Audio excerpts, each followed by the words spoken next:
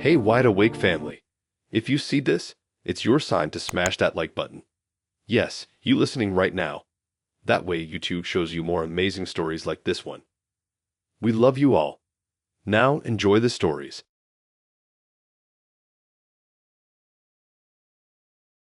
I met him on the dating app. His profile was everything I thought I wanted at the time. Charming, a little mysterious, and just the right amount of adventurous. He seemed perfect. We hit it off almost immediately. We talked about everything, from our favorite books to the kind of life we wanted to live. He even claimed to have this laid-back job that gave him plenty of time for travel and spontaneous activities. He was into photography, hiking, wine tasting, everything I thought was cool. And then there was his age. He told me he was in his early 30s. It made sense. He looked youthful, with sharp features and the kind of smile that made you feel like you could trust him immediately. I never questioned it.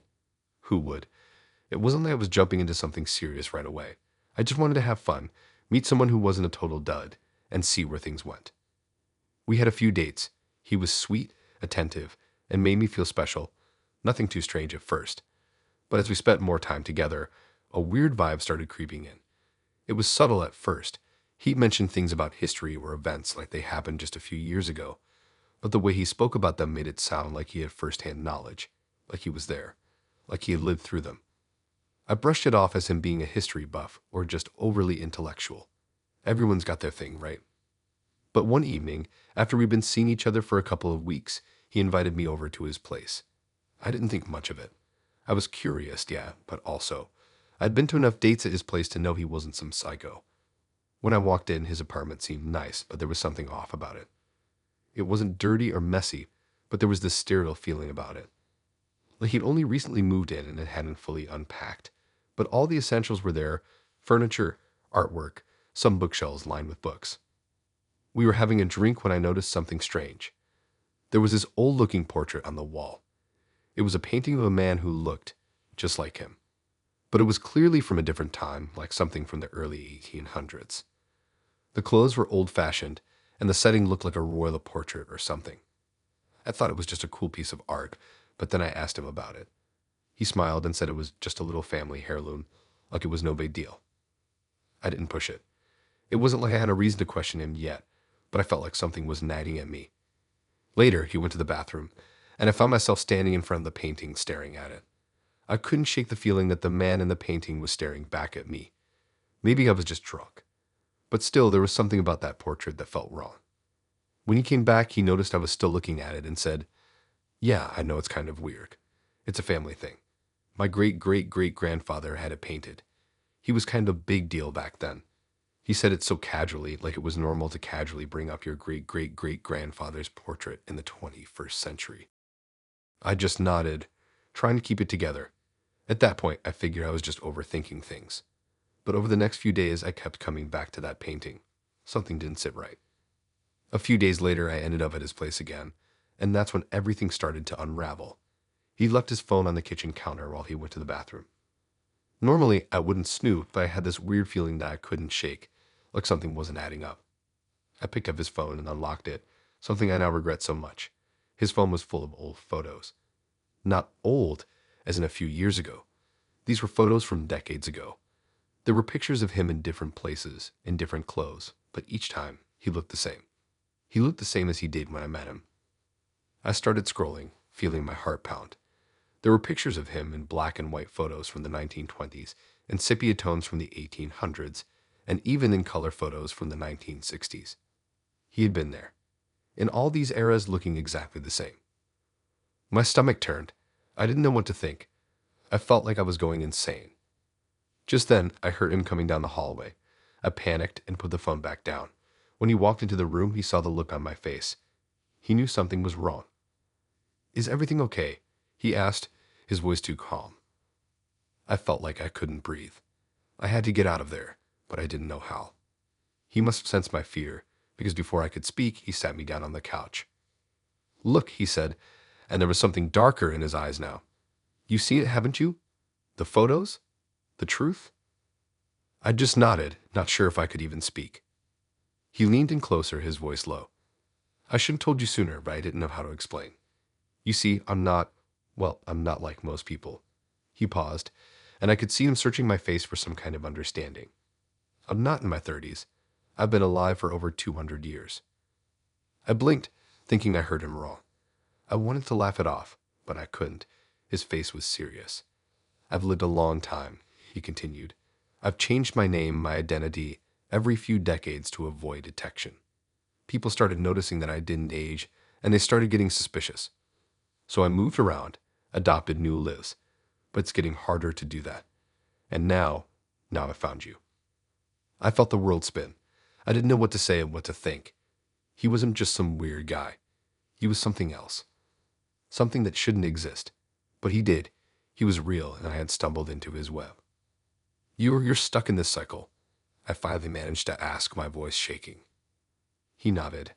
I thought I could stop. I thought I could just live a normal life, but it never works. I've tried. But now you're here, and I'm not letting you go. I won't have to pretend anymore. You're the one now. I tried to stand up, but he grabbed my arm, too fast, too strong. Don't go, he said, his voice pleading. You've opened the door to my world, and I can't let you leave. Not now. I don't know how to manage to escape that night, but I did. I ran out of his apartment, heart pounding, my mind racing. I've been trying to forget everything, trying to convince myself that it wasn't real, but the truth is I can't. Every time I close my eyes, I see that painting. I hear his voice, and I know that somewhere out there, he's still alive, still watching me. I don't know what to do. How do you escape someone who's been alive for centuries?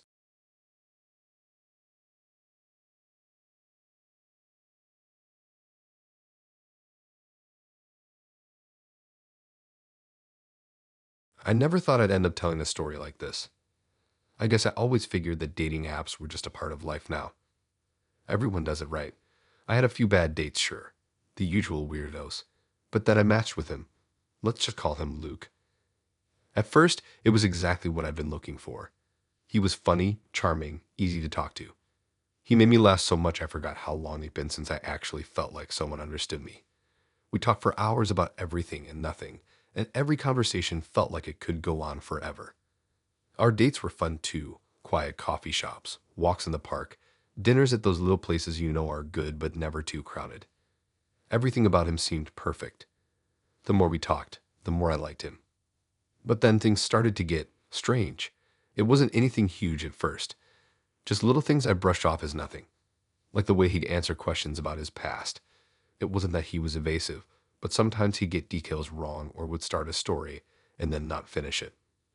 I wasn't overly suspicious, though. People have weird memory lapses all the time, right? Then came the weekend getaway. We went on a short trip to the mountains, just the two of us. It was supposed to be a way to escape from everything. The air was fresh, the weather perfect. For the first time in months, I felt like I was really living. We took photos by a lake, had a quiet dinner at a tiny restaurant, and I remember thinking this could be the start of something real. But on the second night, things took a weird turn. We were in the cabin, lounging on the couch after a long hike, and Luke got a call. I couldn't hear the other side of the conversation, but I saw him tense up. He didn't hang up, though. He just put the phone down and went to the bathroom. I didn't think much of it at the time. People get bad news all the time. But when he came back, there was a change in his mood. He didn't seem like himself anymore. He was distant, distracted. When I asked if everything was okay, he just smiled and said it was nothing. The next morning, things got worse. We were packing up to leave, and I noticed something strange. There was a picture on the fridge. It was of him, smiling with a woman I didn't recognize. She had her arm around him, and they looked really happy. I didn't ask him about it because, well, maybe it was a friend, right? Maybe he had someone from his past he was close to. But when we were leaving, I couldn't help but stare at the photo. And that's when I started noticing more things. I never thought to question the little details of his life before, but now they felt off. His phone background was a photo of a different woman, a brunette I'd never seen. And I found other photos on his phone, pictures of him with people I didn't recognize, all taken in different places, different times. And none of them looked like the friends or family he had told me about. Not one. My mind started racing, and I began asking more questions. The ones that felt too small to ask before. But every time I did, his answers started getting weird. Oh, I forgot I told you that, he'd say. or I don't really talk to them anymore. Or the worst one, you didn't meet them. I'm sure I mentioned them. At first, I didn't really think much of it, but the more I noticed, the more I began to feel like something was wrong. And then, one night, I stumbled across something that made my blood run cold. I was going through his stuff, just casually looking at his books, his shelves. He was in the other room. I wasn't snooping. I don't know. I guess I just wanted to feel closer to him.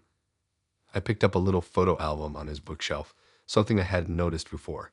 I opened it, and the first few pages were normal pictures of him from various vacations, family gatherings, friends. But then I saw it. A page with a name I didn't recognize on a wedding invitation. I flipped the page, and there it was. A photo of Luke, dressed in a tuxedo, standing next to a woman. But that woman wasn't the one I'd seen in the photo of the cabin. And that wedding invitation wasn't for the wedding of his friend, who lived in another city like he mentioned. The names on the invite were completely different. The woman in the picture wasn't even someone I'd ever heard of. I felt a pit in my stomach. I closed the album and put it back on the shelf as quickly as I could. The room started to spin, and I felt my hands shake. I knew I had to confront him, but I didn't know where to begin. The next day, I tried to casually bring it up. I shoved in the album, pointed to the wedding photo, and asked about it. His face went pale, like he'd just seen a ghost. He stuttered out something like, "Oh, that's from a long time ago. That was from before." But that wasn't what made me panic. What made me panic was what happened next. When I pulled out my phone to show him the wedding invitation, I noticed something strange. The name on the invitation wasn't just someone I didn't know. It was a name that asterisk matched asterisk another name on a list of people Luke had told me were his friends. The woman in the picture from the cabin, she was listed there too, as part of the wedding party. I put my phone down, and that's when Luke's whole demeanor changed. He stopped pretending like everything was fine. He didn't try to brush it off anymore. His eyes shifted, his smile dropped. He got up, grabbed his coat, and started pacing. "You need to understand," he said, his voice tight. "None of that matters. None of it." I was too shocked to speak. I just sat there staring at him. I couldn't believe what was happening. "I've been living multiple lives," he admitted. His voice was quieter now, almost resigned. "I've had to. It's the only way I could keep going. But I never thought you'd find out." He was looking at me like he was waiting for me to understand. But I didn't. I couldn't. This wasn't real. It was like something out of a nightmare. "You've been lying to me this whole time?" I asked, barely able to keep my voice steady. He just nodded. I had to. I wanted to be with you, but I couldn't do it without the other lives, the people I created. I felt sick to my stomach. This wasn't just a little lie or a misunderstanding. This man had built an entire false identity. His family, his friends, his job, his past, all of it was a lie, and I had been sucked into it. I felt like I was drowning, stuck in a web of his creation, and I had no idea how to escape. But it didn't stop there. When I tried to leave, he didn't fight me. He didn't even seem angry. He just smiled that same calm, cold smile and said, "You'll come back. You always do." It was like something had shifted inside me. I wasn't just leaving him behind. I was leaving behind a life that never existed, and that thought haunted me for days. And now, I'm still trying to piece together everything that's real. Was anything real? Was any of it?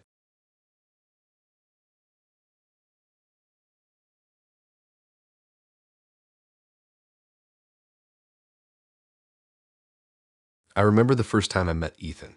He had one of those smiles that made you feel at ease right away.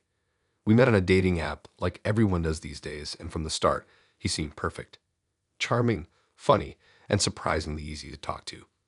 Our first few dates were typical dinners, drinks, the kind of stuff you do when you're trying to get to know someone. Nothing weird. I felt comfortable with him. Maybe too comfortable. After a few weeks, he invited me to his apartment. I'd never been to his place before, and honestly, I was curious. I mean, we had been talking for a while, and everything seemed to be going smoothly, so why not? I figured it was a natural step, right? Plus, he always made me laugh and feel special, and I thought, why not take the next step? I should have known something was off the second I walked in. At first, everything seemed normal, cozy apartment, clean, decent decor, the kind of place you'd expect someone in their late 20s to have. But there was a weird stillness to it, a kind of unnatural quiet. I couldn't put my finger on it at first, but I felt it. Something felt wrong. Still, I told myself I was just overthinking it. We sat on his couch, talking about random things. At some point, I got up to go to the bathroom. When I walked past the hallway mirror, I glanced at myself out of habit. But something caught my attention. I didn't see him standing behind me like I should have. Instead, the reflection was empty. I stood there frozen for a second, staring at the mirror, trying to process what I just saw, or rather, what I didn't see. It wasn't like the mirror was broken or anything. It was a perfectly normal mirror, but there was no reflection of Ethan standing behind me like there should have been. Just me.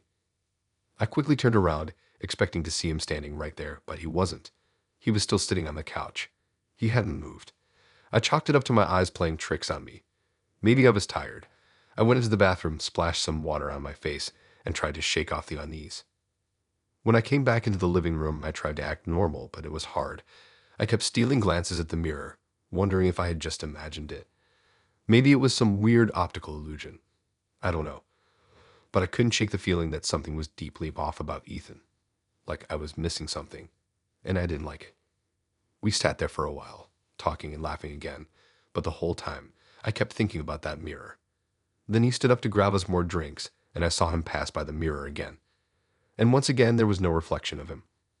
This time, I felt a chill crawl down my spine. I don't even know why, but I followed him to the kitchen. As I walked past the mirror, I couldn't help but stare into it. I was hoping, praying that I was just being paranoid, but there was nothing. No reflection, not of him, not of me, just the empty space behind me. I couldn't stop my heart from racing. I had to ask. There was no way I was going to let this slide without getting an answer. "Hey, Ethan," I said, trying to keep my voice steady. "Can you come here for a second?" He glanced over from the kitchen, smiled, and walked over to me. But I couldn't stop staring at the mirror. I was waiting for it to reveal something. Anything. But there was still nothing. He was standing right next to me, and there was no reflection. I don't know what I expected him to say or do, but when he noticed me staring into the mirror, he froze for a second. His smile faltered, just barely. That was when I knew something wasn't right. He cleared his throat and took a deep breath before speaking. "You can see it, can't you?" His words hit me like a ton of bricks. My stomach dropped. "What do you mean?" I asked, my voice barely a whisper. "I've been trying to avoid it," he said quietly, his gaze now fixed on the empty mirror. "But it's happening again. I didn't want you to find out this way."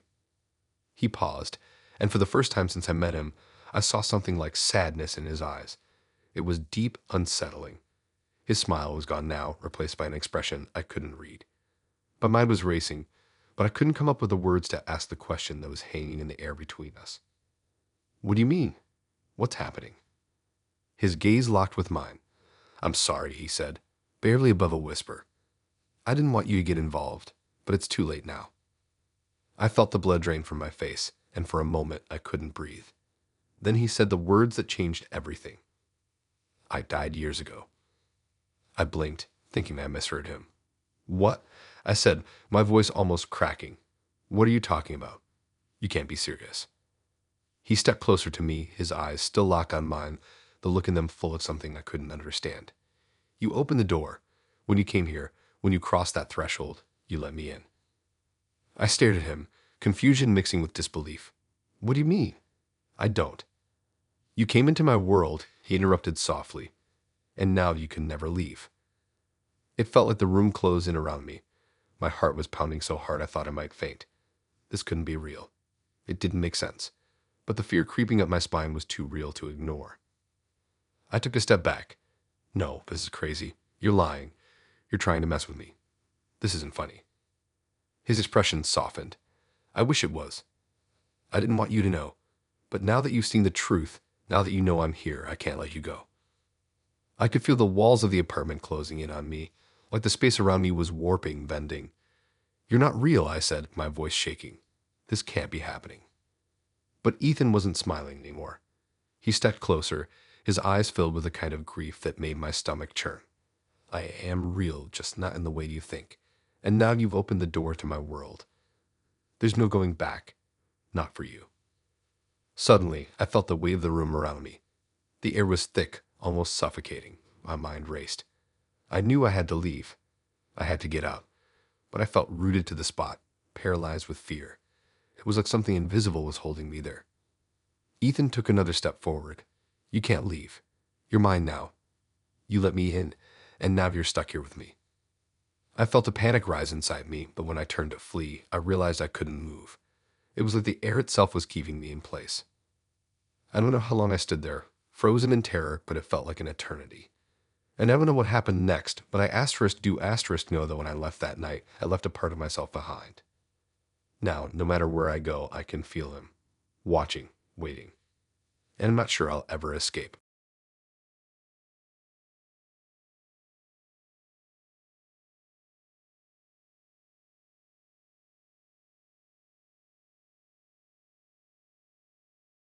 It all started so innocently. I matched with a guy on a dating app, and for the first few messages, everything felt completely normal. His profile was typical, some photos, a brief bio, the usual banter about hobbies and interests. Nothing stood out. But over the next few days, we started texting more frequently. It was casual at first, small talk, what I was up to, what he did for work, how my week was going. And then something strange happened. The messages started feeling weird, like too familiar. At first, it was just the little things.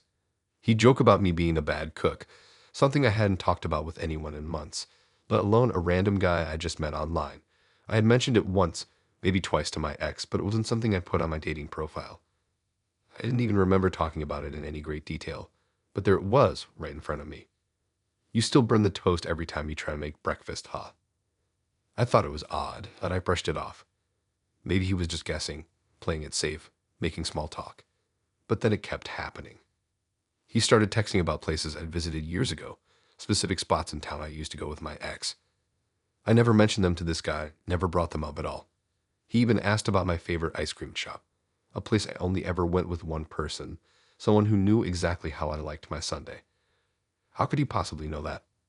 You still go to that little shop on Main?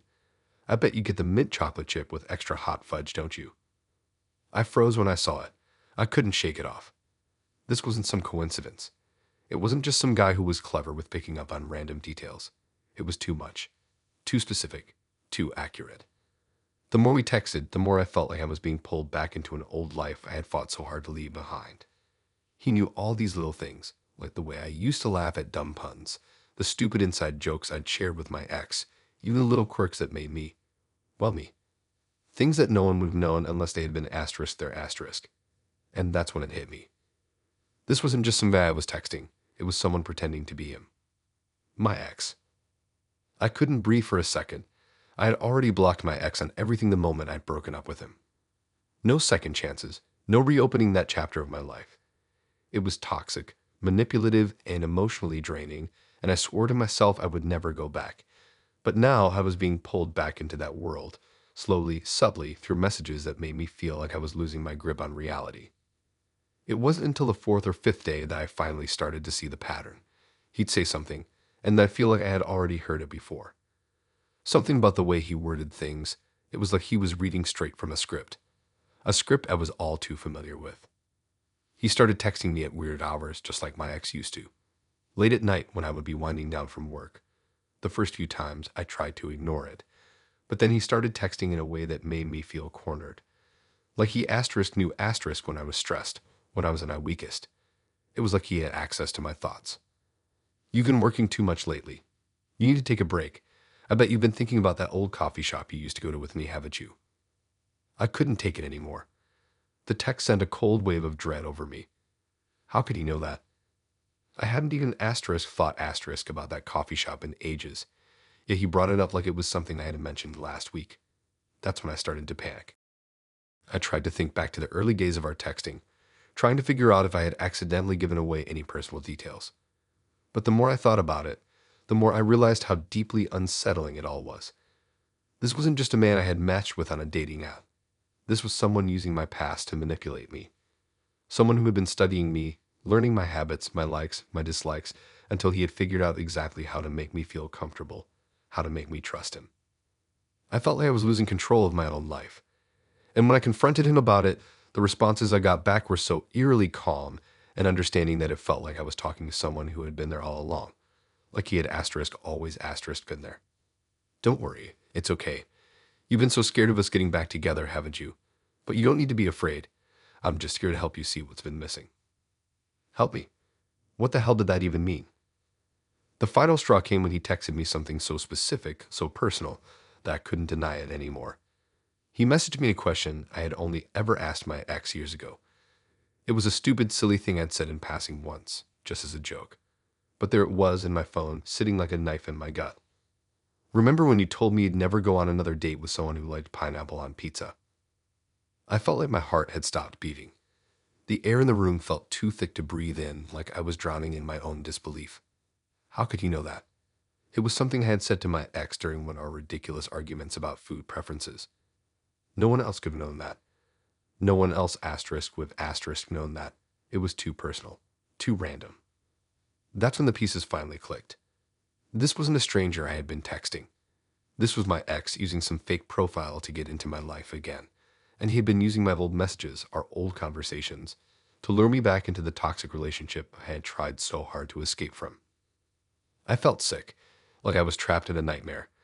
My stomach twisted into knots as I tried to figure out what to do next. But no matter what I did, the messages kept coming. Each one was like a punch to the gut, each one bringing me closer to the reality I had been trying so hard to forget. At this point, I couldn't trust anything anymore. The messages kept coming, and I knew that I had to block him again, but part of me was terrified to do so. What if it was too late? What if I had already let him back in? It took me weeks to finally get the courage to delete the app and block him from every possible contact. But every time I got a new text from some random number, a part of me wondered if it was him again, pretending to be someone else, using my past against me. I'll never know if he's really gone. But I do know one thing. You can never really escape someone who knows you too well. Not until you erase every trace of them from your life. And I don't think I'll ever be able to do that completely.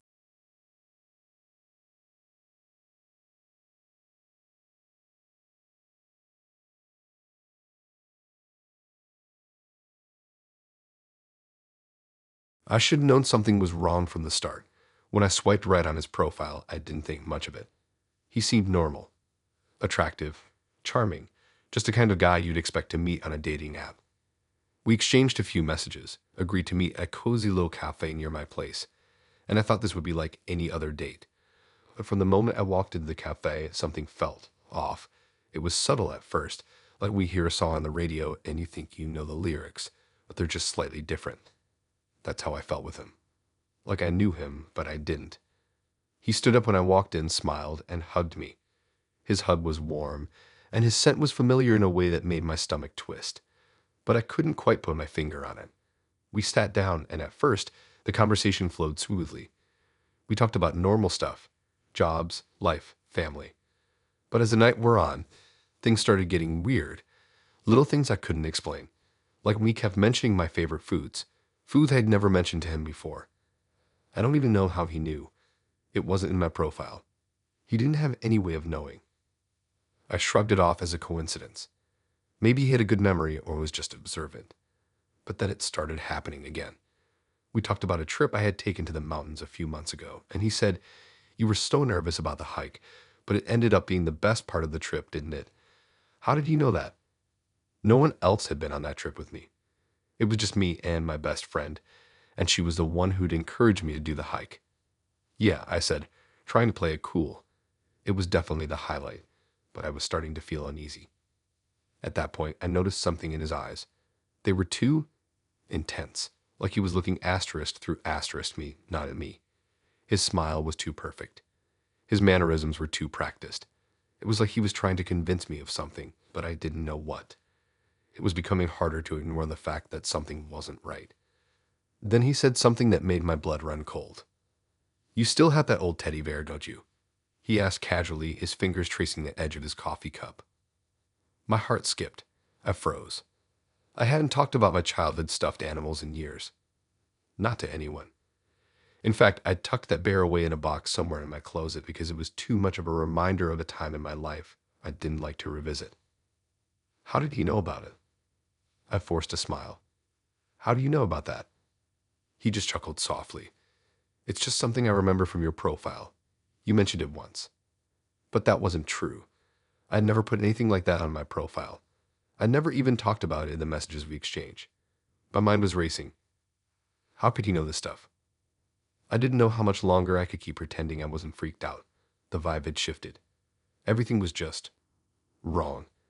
My instincts were screaming at me to leave, but I didn't want to be rude, so I tried to steer the conversation somewhere else.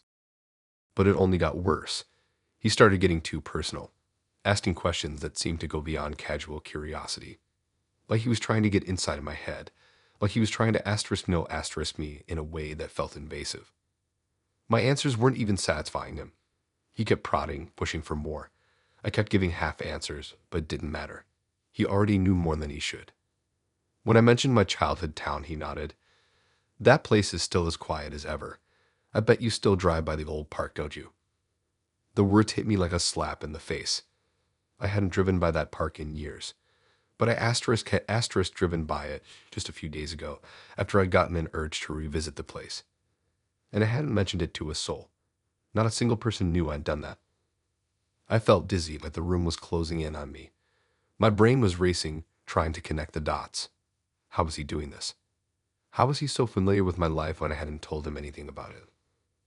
I started to excuse myself, claiming I wasn't feeling well, but he insisted we stay a bit longer. I know you're not feeling great, but I promise I'm not going anywhere. We can leave when you're ready, he said with a calmness that sent a chill down my spine. Then the waiter came by with the check, and I noticed something odd. The man I had been talking to, the one who seemed so real asterisk, was no longer sitting across from me. It was like I was talking to a completely different person, someone whose mannerisms didn't match the ones I'd seen earlier.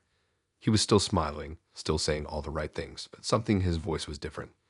Something in his eyes had changed. Suddenly, everything clicked into place, and I froze in horror. The person I had been talking to wasn't the same man I had matched with on the app. The man I had been talking to had no asterisk resemblance to my real match. He was taller, older, and his features didn't match the photos at all. I tried to stand up, but when I looked around, I saw that he was blocking the exit. The same man who had been acting asterisk at my date was now the one preventing me from leaving. His smile didn't waver. You're confused, he said softly, his tone almost apologetic. I get it. This is hard to process, but it's not what you think. You'll understand soon enough. My heart was pounding in my chest, but I didn't dare speak. He continued, his voice growing colder. You're not the first one, but you'll be the one who gets to stay asterisk this time. I've replaced the last one, and you're next. And that's when I realized my real date, the one I had been talking to online, was missing asterisk. The man I was sitting with wasn't just an imposter. He had been pretending to be the person I'd matched with, and the man I had been chatting with was now gone, replaced. He wasn't planning on returning him. He was planning on replacing him completely. The last thing I remember was him smiling, taking my hand, and telling me I'd be just fine. That it would be perfect in the new life he'd built for me. I don't know what happened after that. I don't know where I am now or how long it's been. I don't even know if anyone will ever find me. But I can still hear his voice, always in the back of my head, whispering, "You're next."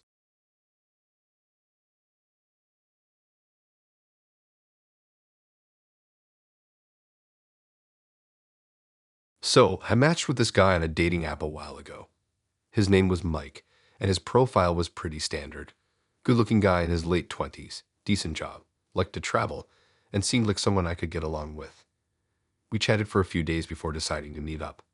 It was a nice dinner date at a cozy restaurant downtown, nothing out of the ordinary. He was charming, funny, and easy to talk to, which was a nice change from the usual guys I'd met online. I didn't feel any weird red flags or anything, and by the end of the night, I was actually looking forward to seeing him again. But that's when things started to get strange.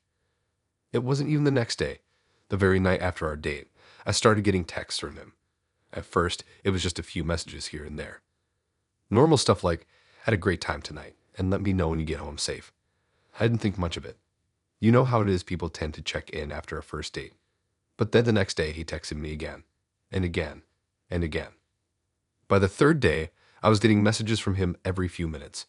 It started getting a little overwhelming, but I figured maybe he was just excited, you know. People do that sometimes when they're into someone. So I tried to go with it, responding when I could. But the more I texted back, the more he sent. It was constant, texts pouring in at a ridiculous pace. By the end of the week, I was getting a dozen or more texts an hour. It didn't matter what I was doing, at work, at the gym, with friends. My phone kept buzzing nonstop. It wasn't just about checking in anymore either. The messages started to get odd. He started sending me things like, I know you're on your lunch break right now. Are you thinking about me? And I saw you leave work at 5:30. You should grab the coffee. I know you like Starbucks. At first, I thought it was sweet that he was paying so much attention, but then it started to feel wrong. I remember one text that stood out to me. It said, I see you're walking to the car right now. I can't wait to see you later tonight. But the thing was, I hadn't told him I was leaving work. He didn't know what I was doing, so how could he know where I was? How could he know exactly where I was? I got uncomfortable and tried to set some boundaries. I told him that I was busy and needed space. I told him I wasn't used to someone texting me this much. But instead of backing off, he just got more persistent. He started sending me things like, I hope you're not mad at me, or I'll be patient. I'll wait for you to respond. I don't mind. And then there were the weird messages, cryptic stuff like, I saw you like the color red today. It's a nice color for you, or you almost took the wrong turn on your way home. I was relieved when you didn't. That's when I started to feel like I was losing control of the situation. My gut was telling me that something was off. I couldn't shake the feeling that he was watching me, and not just keeping track of what I was doing through our messages, but through every little thing I did. I couldn't even take a walk in the park without getting a text from him saying something like, I know that bench. It's near the lake, isn't it? Or how's the weather over there? Is it still sunny? It wasn't just text anymore. It felt like he was there. Like he knew everything I was doing, every move I made. It wasn't cute anymore. It was terrifying. One night, after receiving a message that read, I noticed you didn't wear your ring tonight. You always wear it when you go out. I freaked out. I didn't have a ring. I wasn't engaged. I didn't have any piece of jewelry like that. But somehow he knew about it. And that's when I snapped. I sent him a message saying I needed space and that I wasn't comfortable with the way things were going. I told him that I needed him to stop texting me, that it was too much. I figured that would be the end of it. But that's when it got even weirder. The next morning, I got a text that wasn't from him. It was from an unknown number, just a string of strange, random letters and numbers. I didn't even know how to respond to it. I thought maybe someone was messing with me, but then I realized it wasn't a random message. It was an asterisk pattern asterisk, like a code. It took me a while to figure it out, but after doing some digging, I realized the message was an exact replica of the one Mike had sent me earlier that week. The one where he said he saw me leave work. I looked up the number and found out that it wasn't a regular phone number at all. It was tied to a virtual assistant service, one that allowed people to create automated messages for themselves.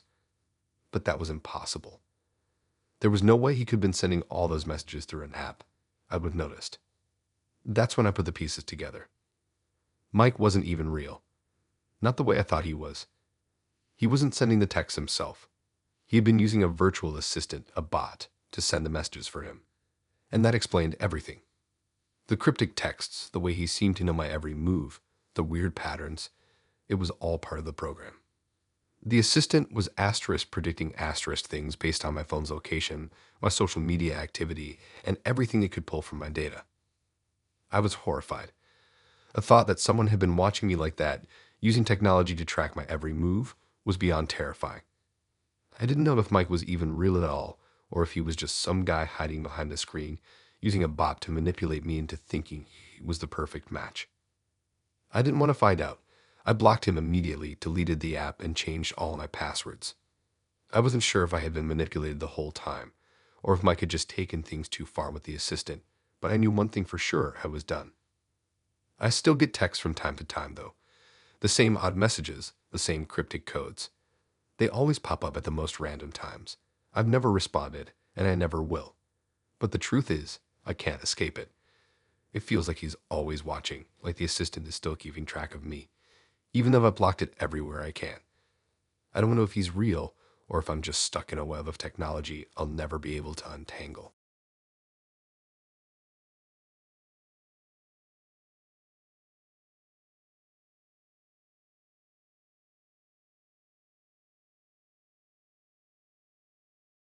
It was supposed to be a simple date. I matched with Mark on a dating app a week before. His profile picture was that of a handsome guy in his late 20s, wearing a leather jacket with a smile that made him look approachable but mysterious. The conversation we had was normal, nothing overly flirtatious, just two people getting to know each other. He seemed genuinely interested in me, asked the right questions, and didn't come on too strong. I was getting the sense that maybe, just maybe, this could go somewhere.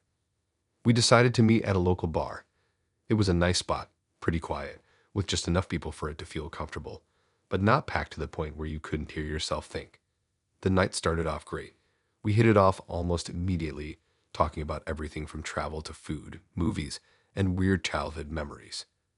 He made me laugh, and there was a light chemistry between us. He was easy to talk to, kind of charming in a laid-back, low-key way. I could see myself hanging out with him again. After a couple of hours, we decided to call it a night. It was around 11 p.m., and I was ready to head home. He offered to drive me, which was sweet. I hadn't planned on needing a ride, but I figured it would be nice, and I didn't mind. We walked out to his car, a dark blue sedan. He opened the door for me, and I got in.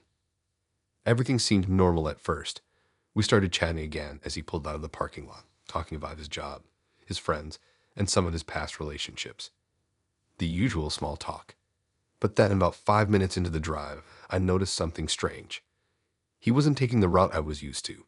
We weren't headed toward the main road that would lead me home. "Hey, Mark, you missed the turn for my street," I said, trying to sound casual, though I had already felt the shift in my stomach. Something wasn't right. He glanced over at me, his eyes barely flickering to mine for a second before returning to the road. "Oh, I thought I'd take the scenic route tonight." "They'll be quicker this way," he said, his tone calm. Too calm. I didn't know why, but I felt a twinge of unease. I had no idea where we were going now. The streetlights were fewer, and the buildings started to thin out. We were in a less populated area now, and the road was growing quieter with each passing mile. My phone was in my bag, but I felt like it was too late to pull it out and try to figure out exactly where we were. "Mark, this doesn't seem like the right way," I said again, this time more firmly, hoping he would listen. "Can you turn around and take me back?" He didn't respond right away. I turned my head to look at him, and for the first time, I noticed something. His face, his expression, had changed.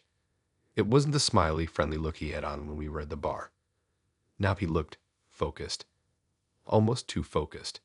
His jaw was set, his grip on the steering wheel tight. I started to feel that pit in my stomach grow. Something was seriously off.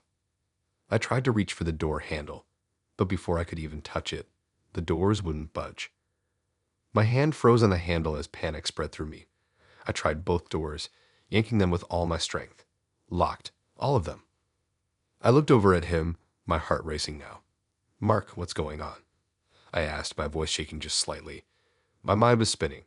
I could feel my throat tighten. He didn't respond right away. He just kept driving, his eyes fixed on the road ahead.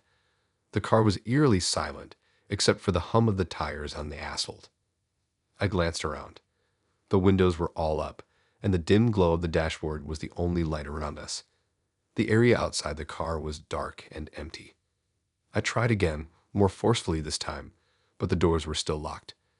I could feel the panic rising, creeping up my spine, making my breaths come in faster, more shallow. What the hell was happening? "Mark, let me out." "Now," I said, my voice more demanding. My fingers were already searching for the window button, but every single one was unresponsive. It was like he had thought of everything. Everything I might try to escape. He finally spoke, his voice so calm, so controlled. "You don't need to leave yet," he said, not even looking at me. I was starting to sweat now. "What the hell are you talking about? Take me back to the city. Right now." He didn't respond. He didn't even acknowledge my words. It was then that I noticed something in the rearview mirror. There was something off about it. It wasn't the usual reflection of the empty road behind us. For a split second, I thought I saw the shape of something, or someone, moving in the back seat. But when I blinked, it was gone. I turned quickly, my heart pounding. The back seat was empty. Then Mark spoke again. "I've been watching you for a while now," he said, his voice sounding almost like a whisper, though there was no urgency in it, no emotion, just calm, steady. "You looked like you needed help. I've been keeping an eye on you." I froze. My blood ran cold. What? What are you talking about? Help. What the hell is going on? I could barely get the words out. My mind was spinning too fast to catch up with the reality of the situation. He finally glanced at me, his face still completely calm. "I've been following you for weeks. I know where you live. I know where you work. I know everything about you," he said, his voice disturbingly serene. "I just wanted to get to know you a little better. I thought we could spend some time together. I could barely breathe. I had no idea what was going on, but I knew one thing for sure. This was not just some guy trying to get a second date. Then he started laughing softly. It was so strange, so cold, like he was telling a joke that only he understood. You're not the first, you know. You won't be the last. What the hell? What was that supposed to mean? I tried again to unlock the doors, but this time my mind was racing. I wasn't going to just sit here and wait for him to take me wherever he planned. I had to do something. I grabbed my phone from my bag, hoping I could somehow call for help. But just as I unlocked it, I noticed something on the screen. My location was being tracked. I had never seen that before. He had access to it. Before I could react, he glanced at me again, his expression unchanged. Don't bother, he said. Your phone won't work here. I've disabled all the signals around this area. I felt a wave of dread wash over me. This wasn't just some random encounter anymore. I wasn't in control. I had no idea where he was taking me, and it felt like I was being caught in some twisted trap. I started to scream, banging on the windows and pulling at the door again. Nothing. The car was moving faster now, and I was getting more desperate by the second. I didn't know what to do. I didn't know how to get out. And then, just as I thought things couldn't get worse, I heard him say, in that same eerie calmness, relax. I'll make it worth your while. You're special.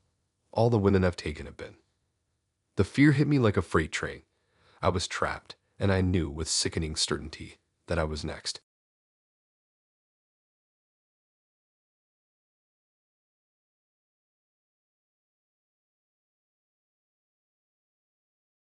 I remember exactly how it started, like any other boring Wednesday night. I was scrolling through the dating app, half-heartedly looking at profiles when I came across his. His name was Kyle. His photos were nice, not too polished, but enough to show he had a good sense of style. He had that perfect smile, the kind that made him look approachable, like he could be a really good guy. He messaged me first, and his messages were light, funny, and definitely nonchalant. Nothing screamed red flag. We talked for a couple of days. Small talk. He asked about my favorite music, my hobbies, and we exchanged some of our day-to-day routines. Everything seemed normal, just like all the other dating app conversations I'd had. By the end of the week, we decided to meet up. I suggested a diner nearby. It was a little old school, kind of retro, but had great food. It felt casual enough to keep things low pressure. When I walked in, I immediately saw him sitting at a booth near the back. He was already looking at his phone, so I hesitated for a second, just to check I recognized him. Then he looked up, saw me, and waved me over with that same charming smile. My nerves calmed a little. He was exactly like his pictures. Tall, casually dressed, with messy but somehow well-groomed hair. He had this friendly vibe, and I honestly thought he seemed like someone you could talk to for hours. We sat down, and the waiter came over. I ordered a coffee, he ordered a burger. We started chatting, just like we had online, but I noticed something weird almost immediately. He started talking about things I hadn't told him. Little details, things I hadn't shared with him in our chats. For instance, he asked about a project I'd been working on at work and mentioned something about the book I was reading. I was thrown off at first, wondering how he knew all that. But I brushed it off, thinking maybe I had told him about it when I'd been distracted. Then came the real kicker. He mentioned a friend of mine by name, someone I hadn't mentioned to him. He said, I saw you with Taylor the other day. You two always go to that cafe you like, huh? I froze. How did he know that? Taylor and I had gone to that cafe 2 days ago, but I hadn't posted about it anywhere. I didn't tell anyone we were going there. I didn't even tell my mom, who usually pesters me about what I'm doing. I didn't have time to respond before he just carried on with the conversation like nothing happened. But my mind was racing. I tried to play it cool, but it felt like he was staring right through me now. The more we talked, the more odd comments he made. You looked really cute yesterday when you were walking your dog. I love how you always wear that jacket when you're out. What? I hadn't told him I was walking my dog. Hell, I hadn't even mentioned that jacket to anyone. What the hell was going on? I tried to laugh it off, to brush it under the rug. Maybe he was just a little observant. But no, it didn't feel right. It felt like he had been watching me. I asked him where he was from, trying to shift the focus back to him, and that's when things took a darker turn. Originally, I'm from here, he said, but I've been around a lot. You probably don't remember the last time I saw you, but it was a while ago. We ran into each other at that bookstore on Maple, remember? The bookstore on Maple, that was months ago. I'd only gone there once, and it wasn't a place I went often. I had no idea who he was. My stomach dropped, and I suddenly felt really sick. I tried to get a grip on myself. He was just some guy who was maybe a little too observant. But then his next words sent a cold wave over me. I always thought it was cute how you glance at your phone every time someone messages you. I know you've been texting your mom a lot recently. I stiffened. I felt the blood drain from my face. I hadn't mentioned my mom to him. He couldn't have known that. I didn't even tell anyone about those texts.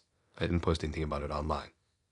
The conversation shifted again, and now he was acting like everything was normal, like the whole weirdness hadn't even happened. He was laughing, talking about his childhood, asking me if I liked any horror movies. But I couldn't focus on anything he was saying. All I could think about was how much he knew, how deeply he knew, and how, for some reason, it felt like he had been following me. I finished my coffee quickly, not even paying attention to the taste anymore.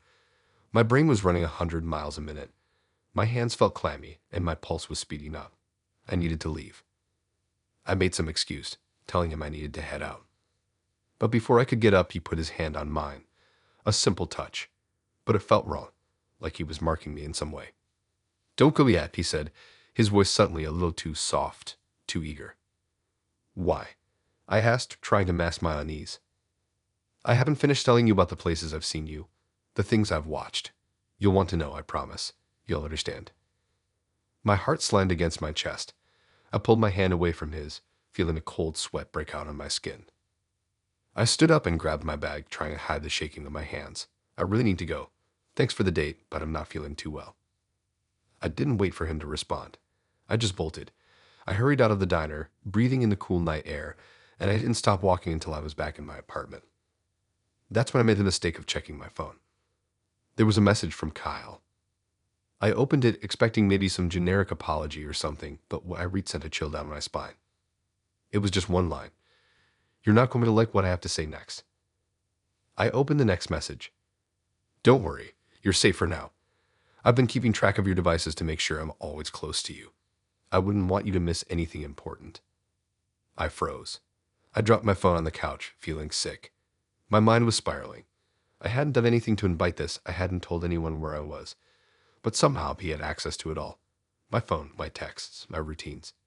Everything. I wasn't just some random date to him. I was someone he had been tracking. And as I sat there in silence, I realized the worst part. He knew everything. He had been watching me, listening to me, and now he was only just getting started.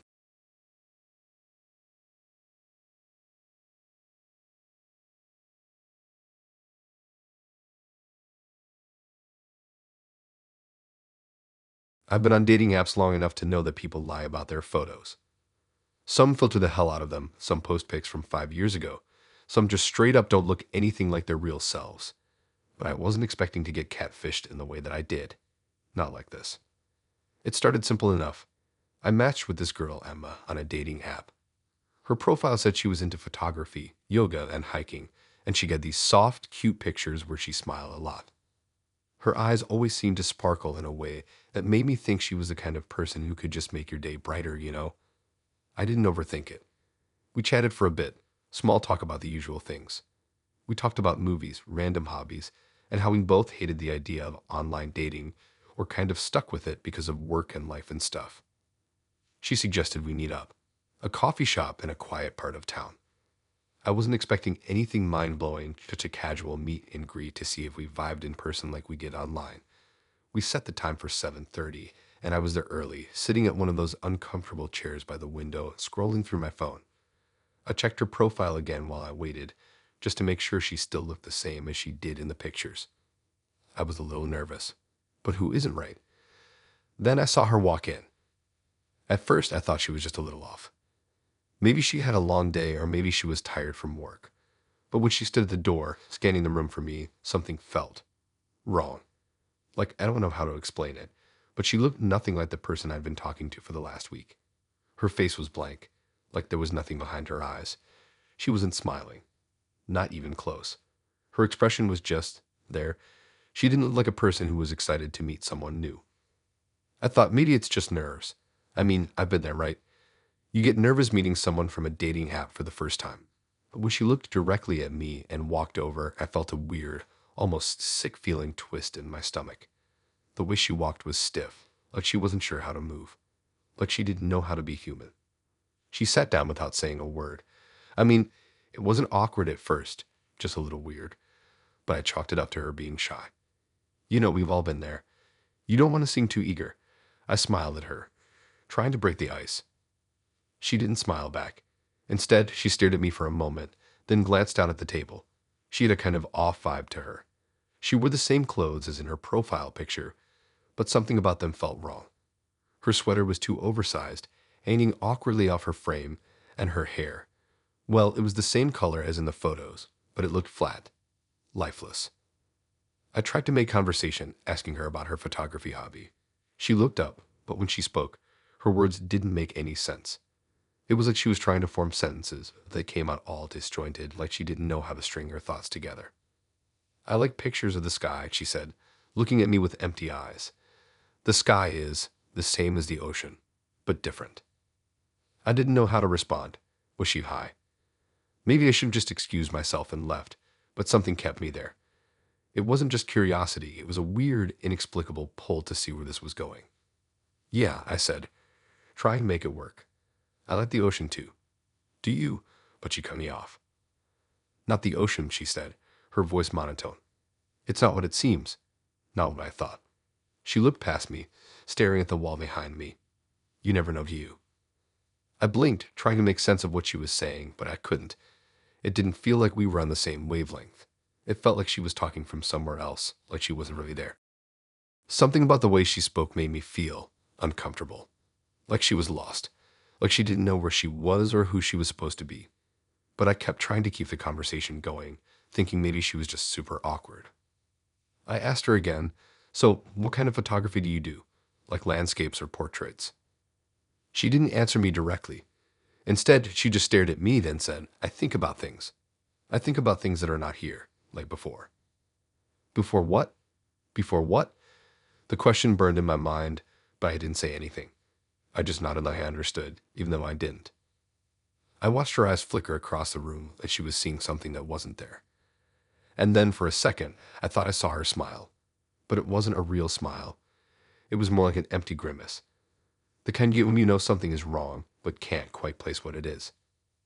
I didn't stay much longer.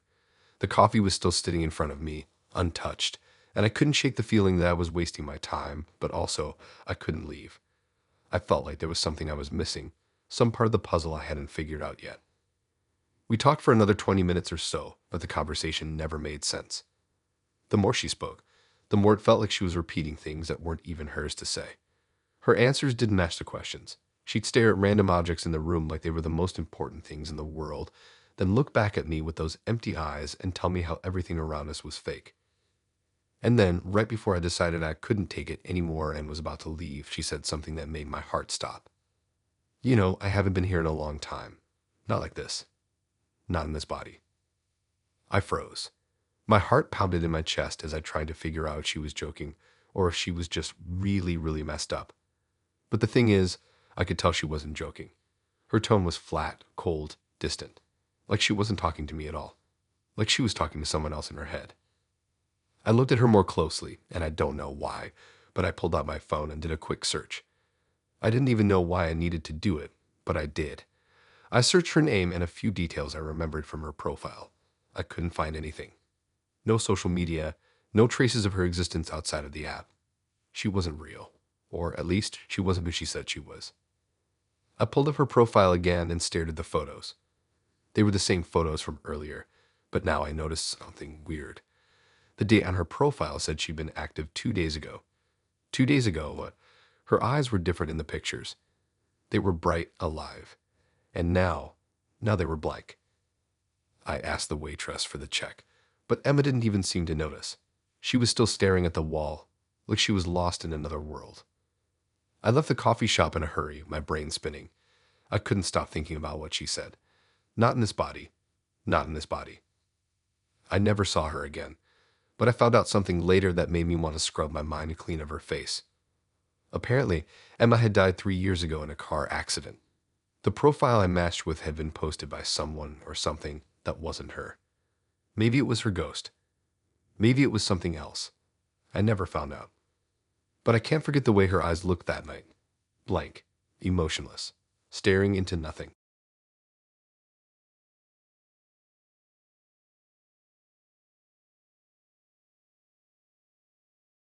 I'm gonna tell you right off the bat, I've had some pretty weird dates in my life. There's always something that doesn't quite add up, you know? But nothing, and I mean nothing, comes close to what happened when I went out with Naomi. At first, everything seemed perfect. We met on one of those dating apps, nothing special, just another random profile to scroll through. She was quirky fun, the kind of person who had the energy of someone who just walked out of a rom-com. Her pictures were all bright, her smile seemed genuine, and she loved talking about all sorts of weird random stuff. Books, obscure movies, conspiracy theories, you name it. She didn't seem like the typical let's just go out for drinks kind of girl. She wanted real conversation. She actually seemed interested in me, and it felt refreshing for once. We texted for a few weeks.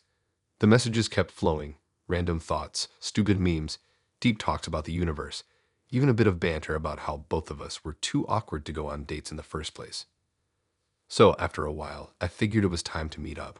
I was actually excited, which isn't something I usually feel when it comes to these kinds of things. The idea of actually seeing her face to face made me think, okay, this could be something real.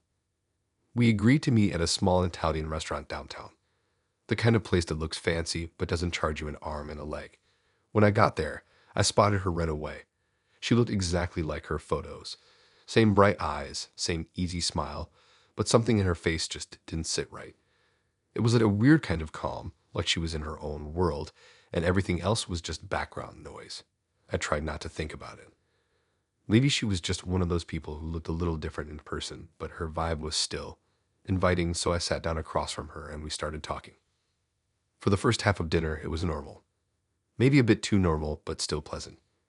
We talked about travel, our favorite books, some of our weirdest childhood memories. I didn't think anything was off. She was still the quirky, fun girl I'd been texting with for weeks. But then, something started to shift. It wasn't anything obvious at first. It was little things, like how her eyes would flicker when she looked at me. I thought I imagined it at first. Maybe the candlelight was messing with the way I saw her face, but no, it happened again. Her eyes weren't the same color. At one point, they were like a dark brown, then they changed to a piercing blue, and for just a second, they seemed almost black. I laughed it off. I told myself I was being paranoid. Who doesn't have an off moment during a first date, right? But then her mood changed. It was subtle, but it was there. She stopped laughing at the things I said, and she got a little too quiet. I tried to make some small talk, but every time I spoke, she didn't really respond. She just stared at me, and there was this weight to her gaze, like she wasn't even seeing me, but through me.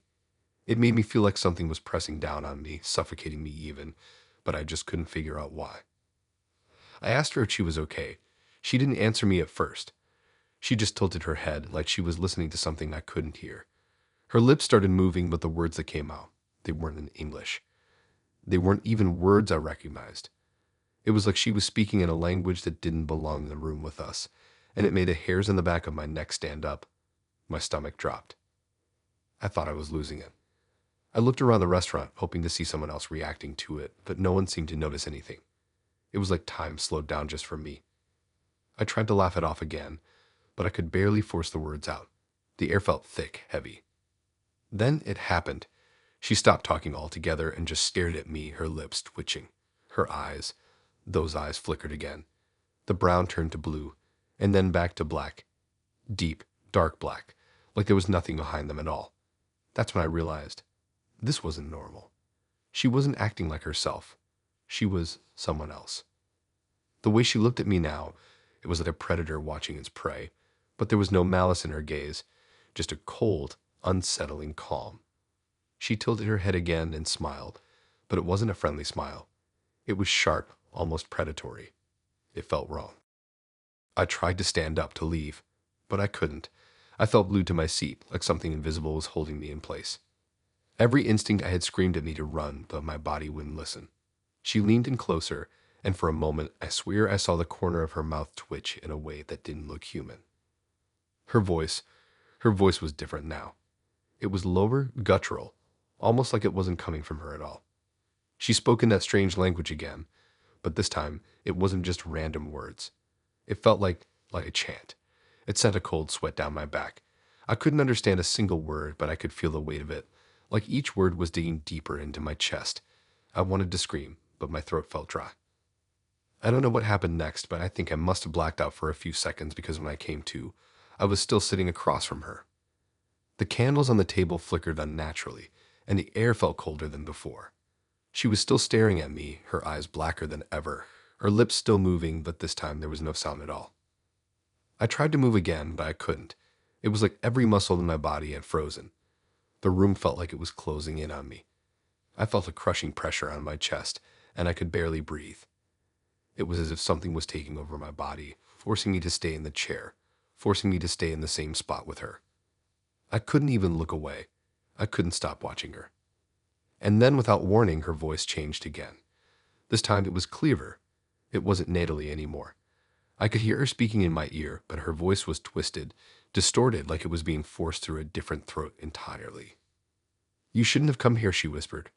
Her voice was cold, distant, and yet it felt like it was right next to me, like it was in my head. "This was never meant for you. You're mine now." I tried to scream, but my mouth wouldn't open. My heart was racing, my body screaming for me to escape, but I couldn't move. It felt like I was being dragged under, like I was drowning without ever getting wet. Her presence was overwhelming, consuming, and all I could do was sit there helpless while she took me further down into that dark, suffocating place. The dinner table was the last place I thought I'd be trapped in.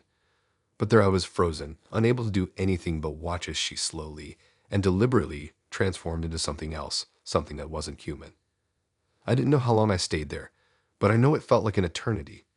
I don't remember how I managed to escape, but I do remember one thing. When I looked back at the restaurant, I saw her standing in the window staring at me. Her eyes, those black, empty eyes, followed me until I disappeared from view.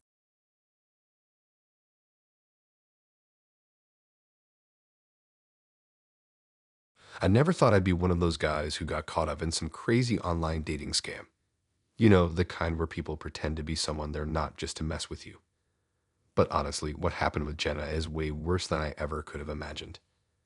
It started innocently enough. I matched with her on this dating app. Her profile was impressive.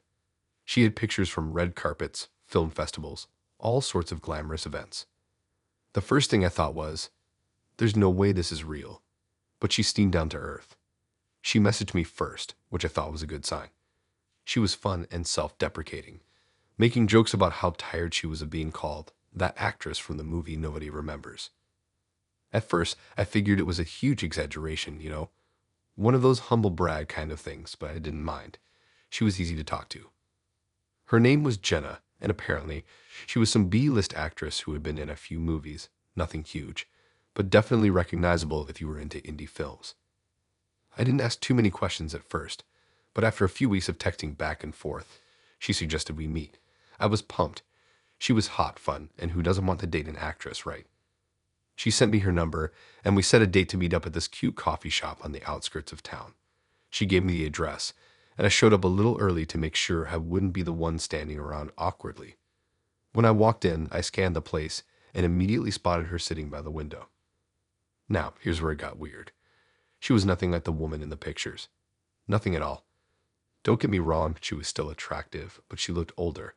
Her hair wasn't the glossy, perfectly styled mane she posted in her photos. It was disheveled, like she had rolled out of bed and just left it that way.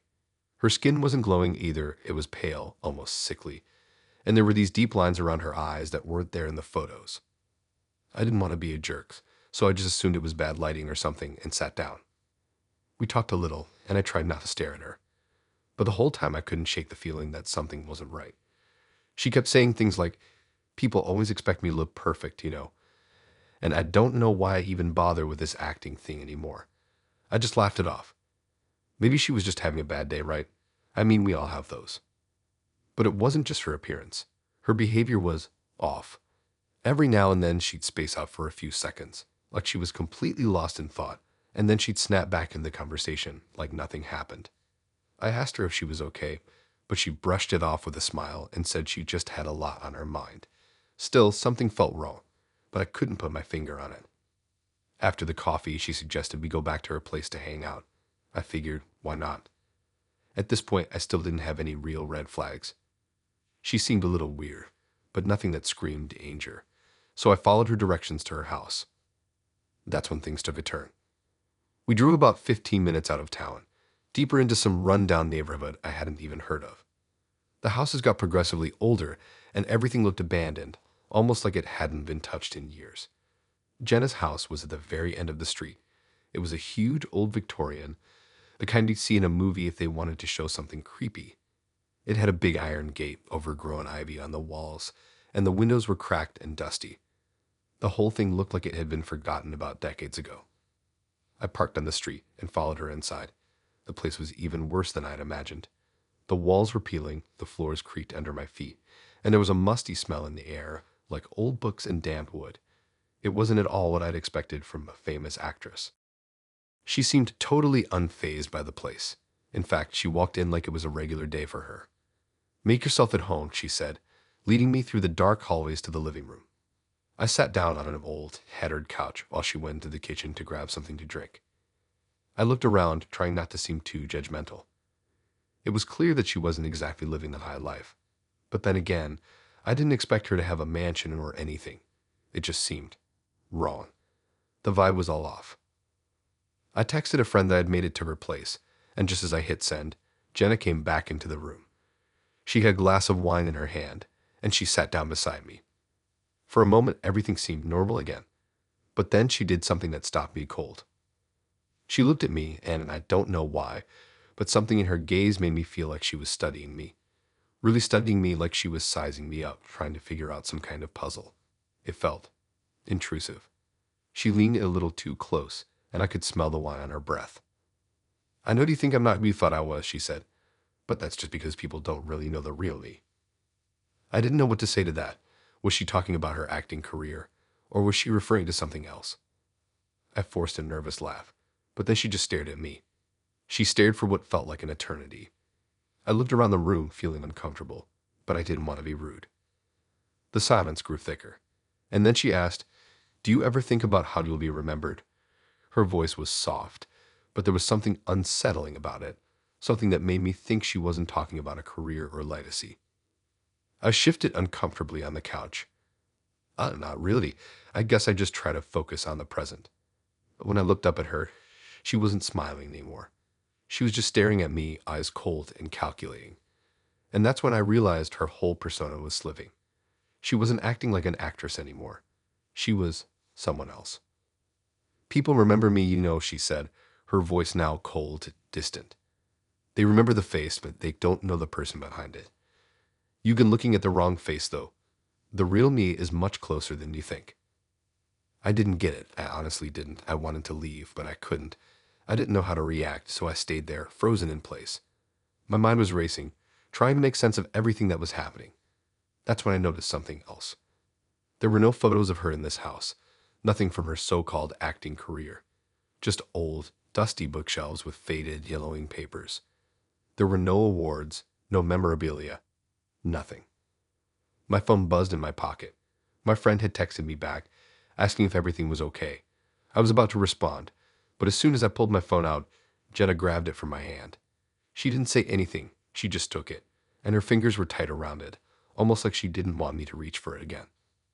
"Don't worry about that," she said, her voice a little too harsh now. "You'll be fine here with me." That's when I realized what was happening. She was obsessive. She was fixated on me in a way that wasn't normal. She had been playing some sick, twisted game, and I was the target. I don't know how I managed to get out of there, but I did. I made up an excuse and practically ran out of her house, slamming the door behind me. I don't know if she let me go, or if I just finally broke free. But I didn't look back. I didn't want to see what was waiting for me if I did. I haven't heard from her since that night. I don't think I want to. But I still wonder if she's out there, hiding behind that fake identity, waiting for her next victim.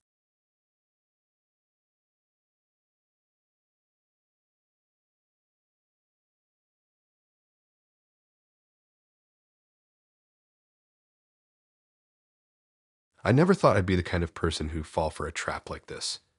You know, the kind of person who gets creeped out by random strangers on dating apps. But man, this one was different. It started out totally normal, way too normal. And that's what made it so messed up. Her name was Sarah, and she looked pretty much like every other woman on the app. Cute, average profile, good smile. We matched a few days after I signed up, and we started talking. It was casual at first, like most conversations go. We talked about the usual stuff. Work, hobbies, what we were looking for, the typical small talk that you put up with when you're trying to get to know someone. Nothing out of the ordinary. I remember thinking that Sarah was nice. She wasn't overly pushy, didn't try to impress me with anything, and we joked about silly things. She even mentioned she was a bit of a foodie, which I could relate to. I mean, who doesn't love food, right? So the conversation just kept flowing. I didn't think much of it at first, but then it started to get weird. It was after about a week of chatting that she mentioned something odd. We were talking about movies, and I casually mentioned how I'd gone to this little indie theater last weekend to see some random horror film. I didn't think it was important at all. Who cares, right? It's just a casual comment. But then Sarah said something like, "Oh, you went there with your friend Kevin, didn't you? You guys had that argument over the popcorn topping. You wanted butter, but he insisted on cheese." I froze. I didn't even know how to respond to that. How could she know that? There was no way she could know that. Kevin and I did argue about the popcorn topping, but it was such a random, stupid thing to mention. It was so specific. But I told myself, asterisk, maybe she just guessed. Asterisk or asterisk, maybe I mentioned Kevin before in passing, and I forgot about asterisk, but I knew deep down it didn't sit right. I shrugged it off though. I tried to laugh it off and change the subject. Maybe it was a coincidence, right? People remember odd details sometimes, but she didn't drop it. No, Sarah came back to it a few minutes later, casually bringing it up again. She said something like, "I know you and Kevin always get those weird looks from the staff when you guys argue about the popcorn. I saw you the other day. The lady at the counter was really annoyed." What the hell? At this point, my brain was racing. I didn't remember telling her anything about that. There was no way she could have been there. The theater wasn't some tiny hole-in-the-wall place, but it wasn't exactly packed either. Still, I could have sworn we were the only ones arguing about the popcorn. I asked her how she knew where we went, and she responded, "Oh, I just saw you on your way out. I was sitting at the table across from the door." At that point, my heart was beating faster than usual. I tried to ignore it, but this didn't feel like a coincidence anymore. It felt like she was following me, but I wasn't sure. I didn't want to be paranoid. The next day, Sarah brought it up again. I had just gotten back from a grocery store run when I got a text from her. She casually asked, "Did you get that sandwich you like from the deli? The turkey and Swiss with a side of chips. I remember you said it's your go-to when you're too lazy to cook." I felt this heavy pit form in my stomach. There was no way she could know that. I never told her that. In fact, I hadn't mentioned it to anyone in ages. I only go to that deli every few weeks, so how could she know that was my order?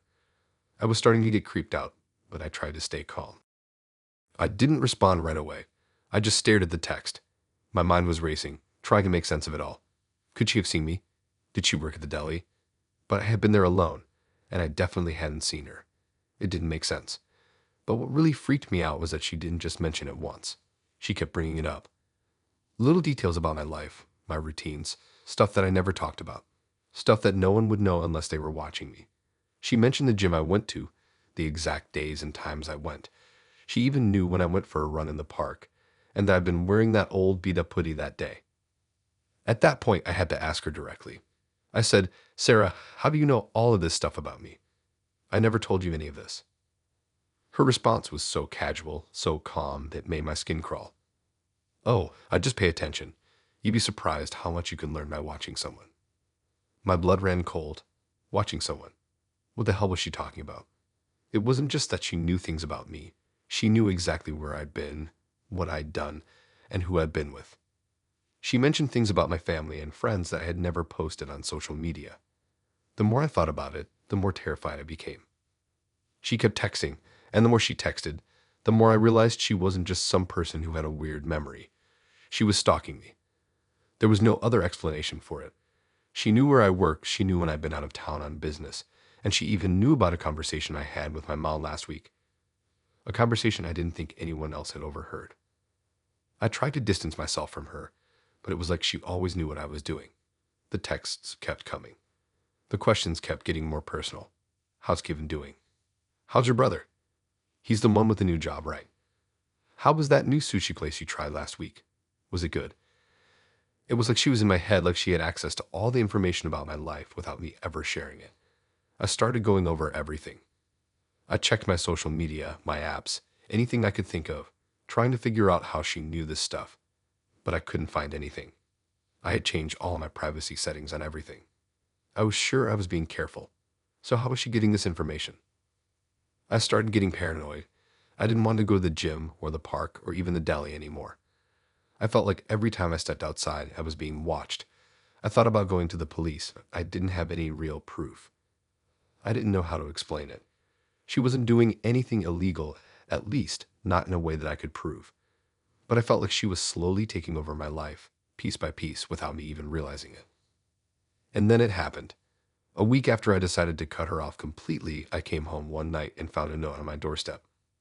I don't know how she got in, or if she was even inside when I wasn't there, but it was clear that she was closer than I thought.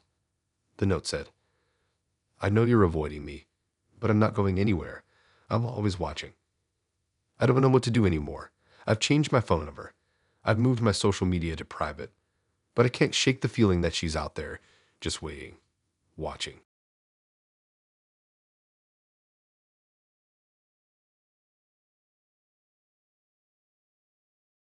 I'll never forget the first time I saw her.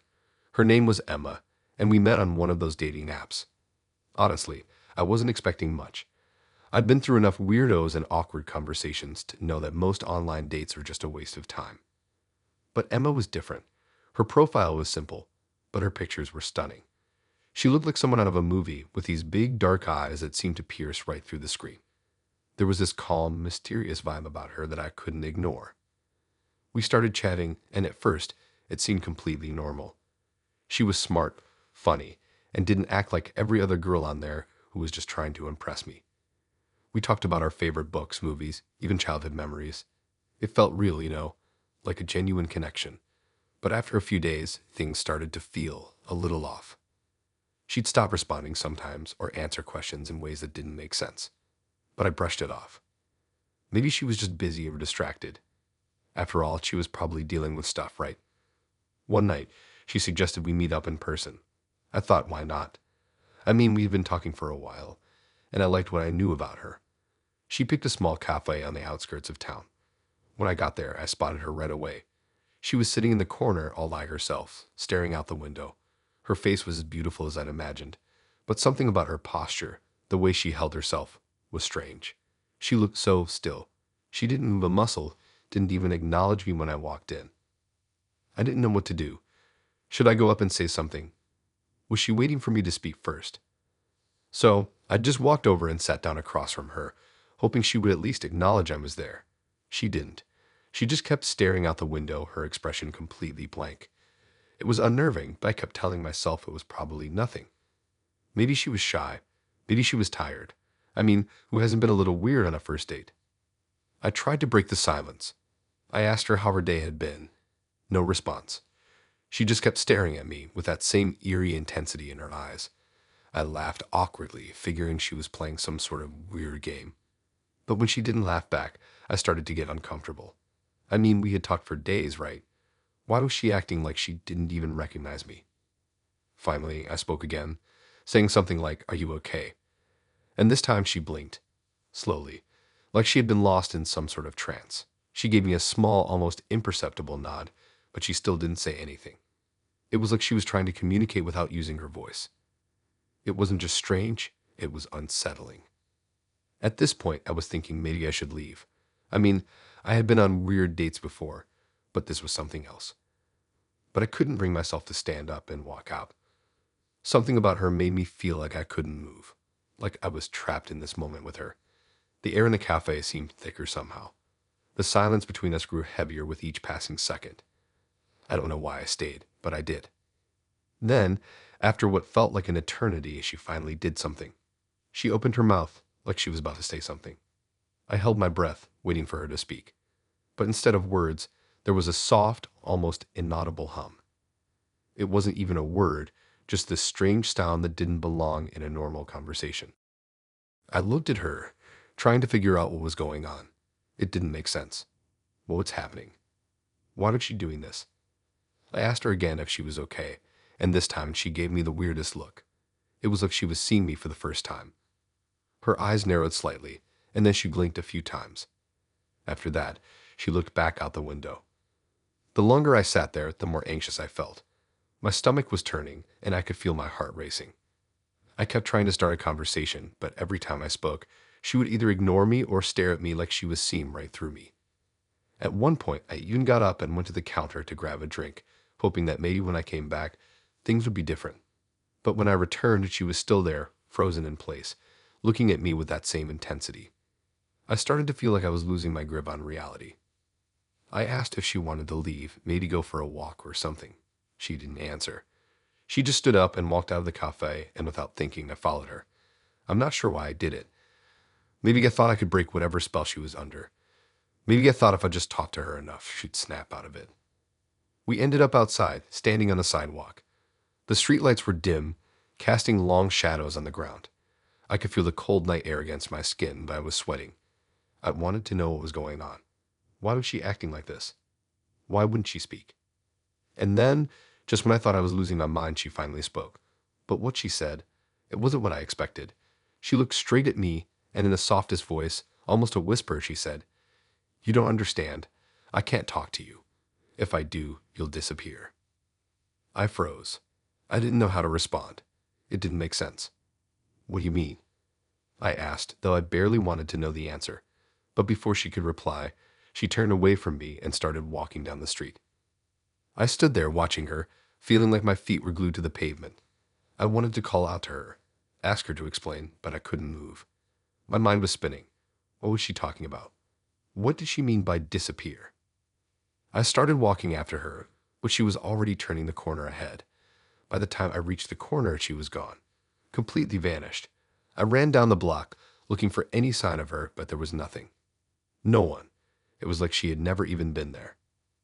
I stood there in the cold night air, trying to make sense of what had just happened. I didn't know if she had disappeared into thin air or if she'd just run off for some reason. But then I remembered her words, the ones about her curse. I laughed nervously, trying to shake it off. But it wasn't until I got back to my car and looked in the rearview mirror that I realized something even worse. The reflection staring back at me was different. I could see myself, but in the mirror, my face was blurred, like something was wrong, like something was missing. I drove home, still feeling the chill of the night creeping up my spine. I didn't tell anyone about what happened. I didn't even try to reach up to Emma again. But every now and then, I still wonder if I was part of something I don't understand, something I can't escape.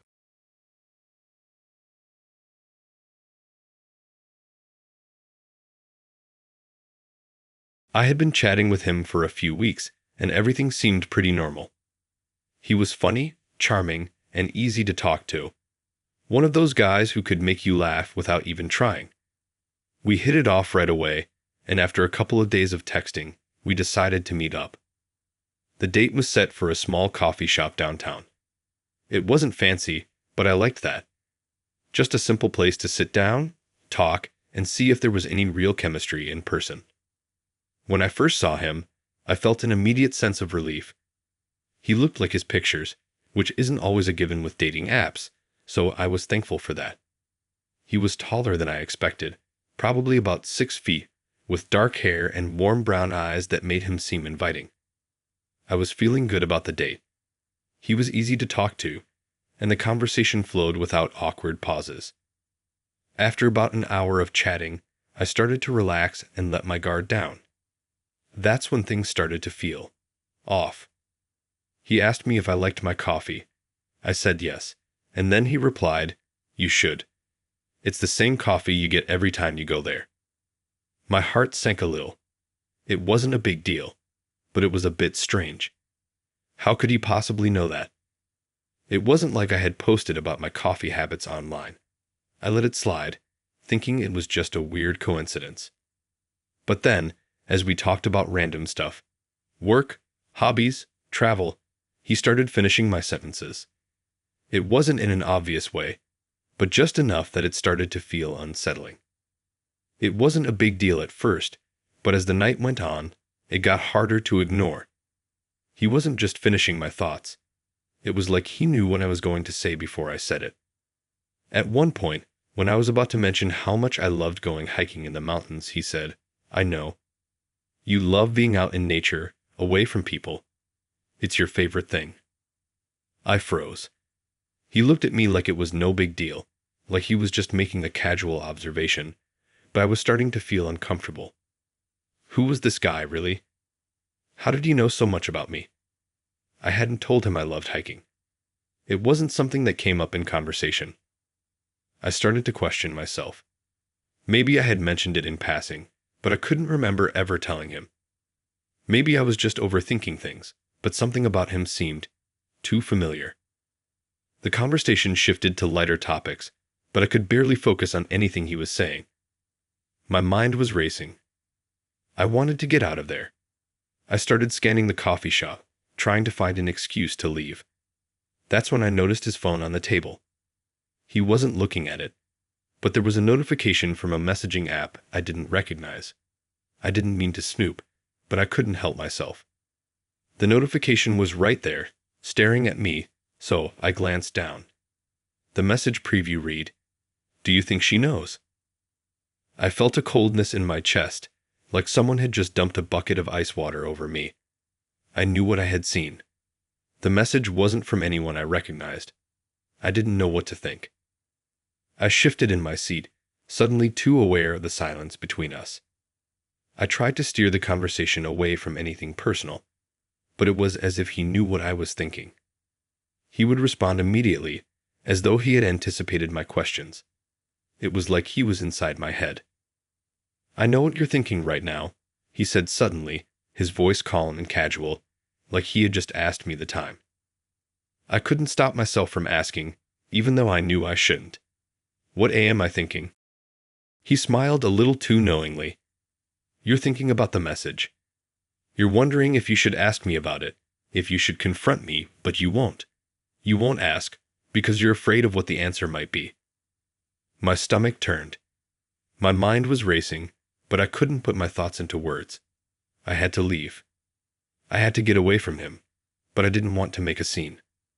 I stood up quickly, trying to act like everything was fine. But he stood too.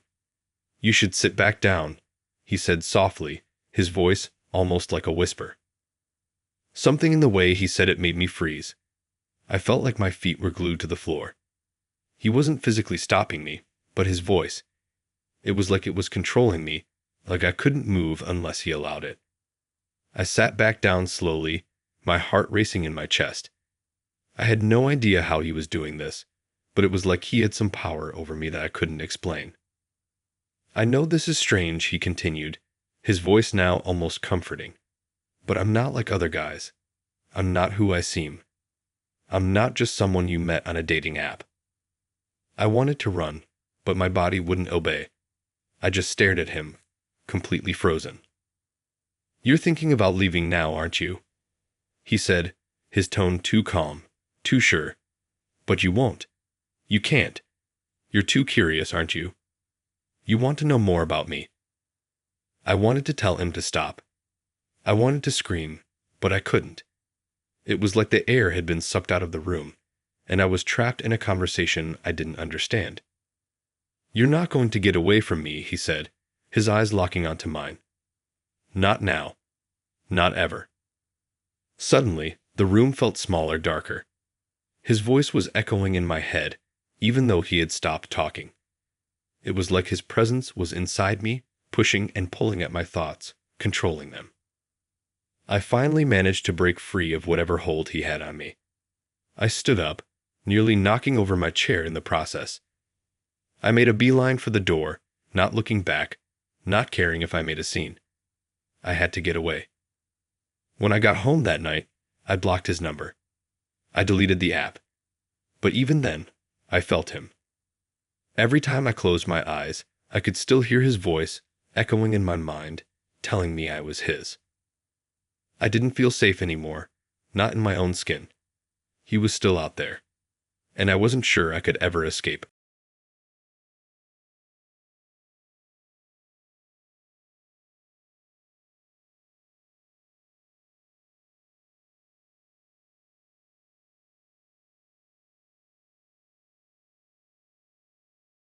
I met him on the app, and at first, everything seemed perfect.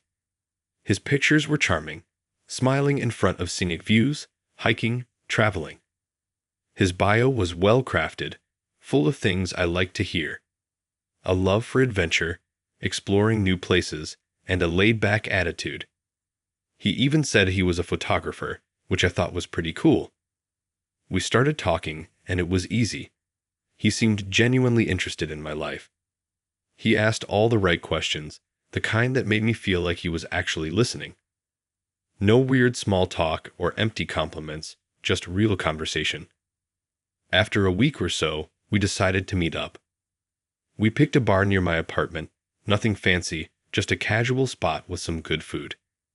When he walked in, I immediately recognized him. He was exactly as he had looked in his pictures, tall, athletic build, a bit of scruff on his face. He had a warm, disarming smile. I was a little nervous at first, but he had that way about him that made you feel comfortable right away. We grabbed a table, had some drinks, and the conversation flowed effortlessly. But then, things started to get a little strange. He started talking about his family, and I noticed that there was a weird hesitation in his voice when he talked about his parents.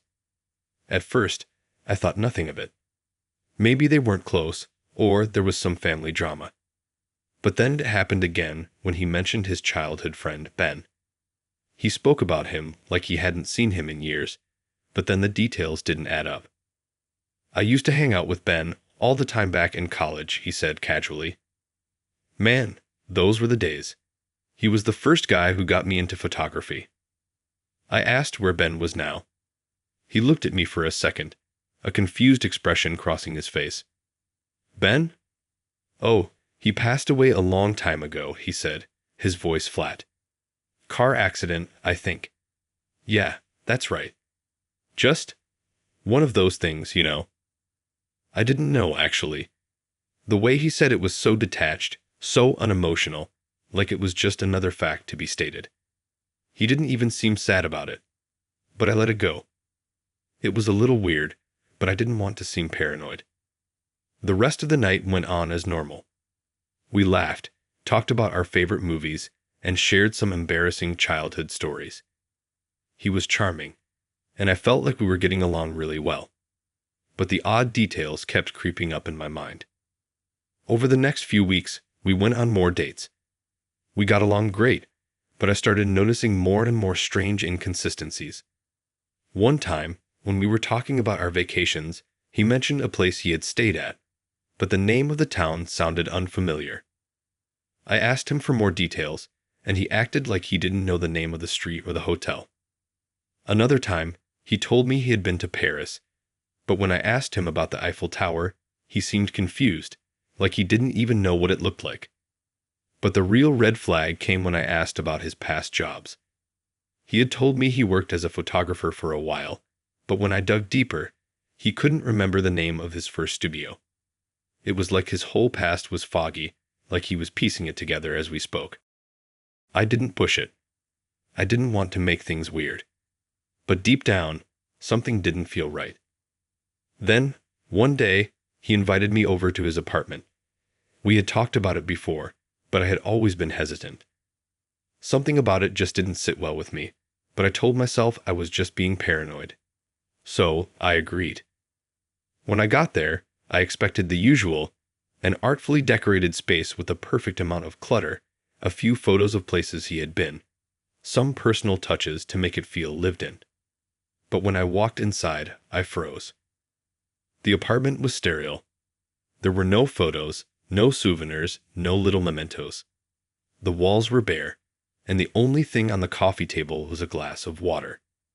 It was as though no one had ever lived there, like it was some generic space that had been staged for a real estate listing. I tried to brush it off as a simple case of minimalism. Maybe he wasn't into decorating, but it kept bugging me, and I couldn't stop looking around. There were no personal touches anywhere. No books, no pictures, nothing. It felt like he was a stranger in his own life. That night, I started to ask more direct questions about his past, but each time I did, he gave me vague answers. He would smile, brush it off, and change the subject. The more he avoided answering, the more I felt something was deeply wrong. A few days later, I got a text from a number I didn't recognize. It was a message from someone claiming to be his ex-girlfriend. She said she had been trying to reach him for weeks, but he had been avoiding her. She wanted to know if I knew anything about his whereabouts, because she was getting worried. The message was strange. It wasn't just a breakup message, it was more like a warning. She mentioned that he had disappeared before and that he had a tendency to start over every few years. But she didn't want to go into details. I didn't know what to think. Was this some kind of prank? Maybe it was a friend messing with me, but the tone of her message was unsettling. The next time I saw him, I asked him about the text. He didn't react the way I expected. He didn't seem defensive or even worried.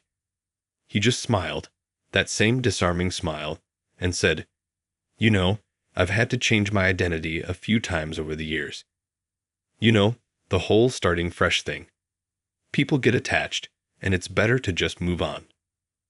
I laughed it off, but inside, I was starting to feel sick. What did he mean by that? What did he mean by changing his identity?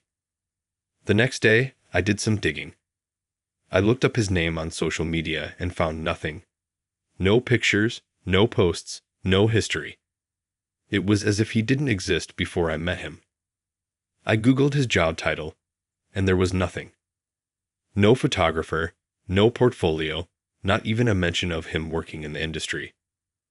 I started to panic. I knew I had to get out of this situation, but I didn't know how. Every part of his life seemed fake, like he had carefully constructed a persona just for me. I didn't know who he really was, and I wasn't sure I wanted to. When I confronted him about it, he gave me that same smile, but this time there was something cold in his eyes.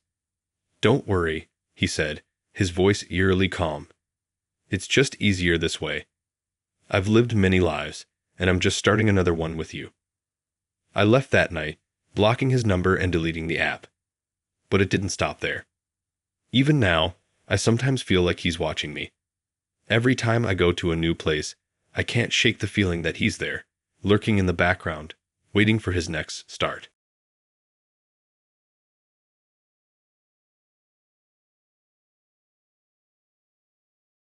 I'll never forget the first time I met him. His profile on the dating app seemed too good to be true. Handsome, successful, funny, everything I thought I wanted in a guy. His pictures were well lit and professional, but not overly posed. He had that mix of casual charm and quiet confidence that I found intriguing. His bio was perfect. Nothing over the top, but enough to show he had a sense of humor and loved the outdoors. We talked for a few days before agreeing to meet up at a cozy little cafe near my place. The first date went smoothly. He was easy to talk to, not pushy, and seemed genuinely interested in getting to know me. He even listened when I rambled on about my favorite books and how much I loved hiking. The kind of person you just feel comfortable with. As the days passed, we started texting more frequently. At first, it was all normal stuff. Jokes, plans for the weekend, and occasional compliments. But after a while, something about the way he texted began to feel off.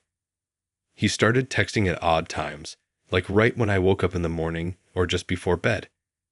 At first, I didn't think much of it. Maybe he was just a night owl or an early riser. But then the texts started to become more frequent, almost obsessive. I'd get one message, and within seconds, another one would follow. It was like he was waiting for me to respond so he could say something else. It wasn't the cute, flirty kind of texting. It was more like he was trying to control the conversation, leading it in a direction that made me uncomfortable. One night, after I hadn't replied for a few hours, I got a message that seemed almost too personal. "You're probably watching TV, aren't you? You always like to watch those crime documentaries around this time." It was a simple statement, but it caught me off guard. I wasn't watching TV at that moment, but I had watched crime documentaries just a few days ago. The idea that he knew that much about me felt strange. I brushed it off as a coincidence. Maybe he had picked up on something I mentioned during one of our earlier conversations.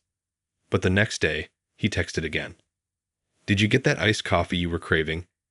You usually stop by that cafe on Elm Street on Wednesdays. My stomach dropped. How did he know that? I never told him about that place, and I hadn't mentioned it in our texts. I thought maybe I had mentioned it in passing during one of our dates, but still, the precision of the detail felt unsettling. At that point, I started to feel a little paranoid. I decided to be more careful with what I said to him. I stopped mentioning places I went or things I did in my daily routine. But then things got weirder. He started texting me in the middle of my activities, always knowing exactly where I was or what I was doing. One afternoon, I was at the grocery store, standing in front of the bread aisle trying to figure out which loaf to buy. My phone buzzed. You're looking at the whole wheat bread, aren't you? It's your favorite.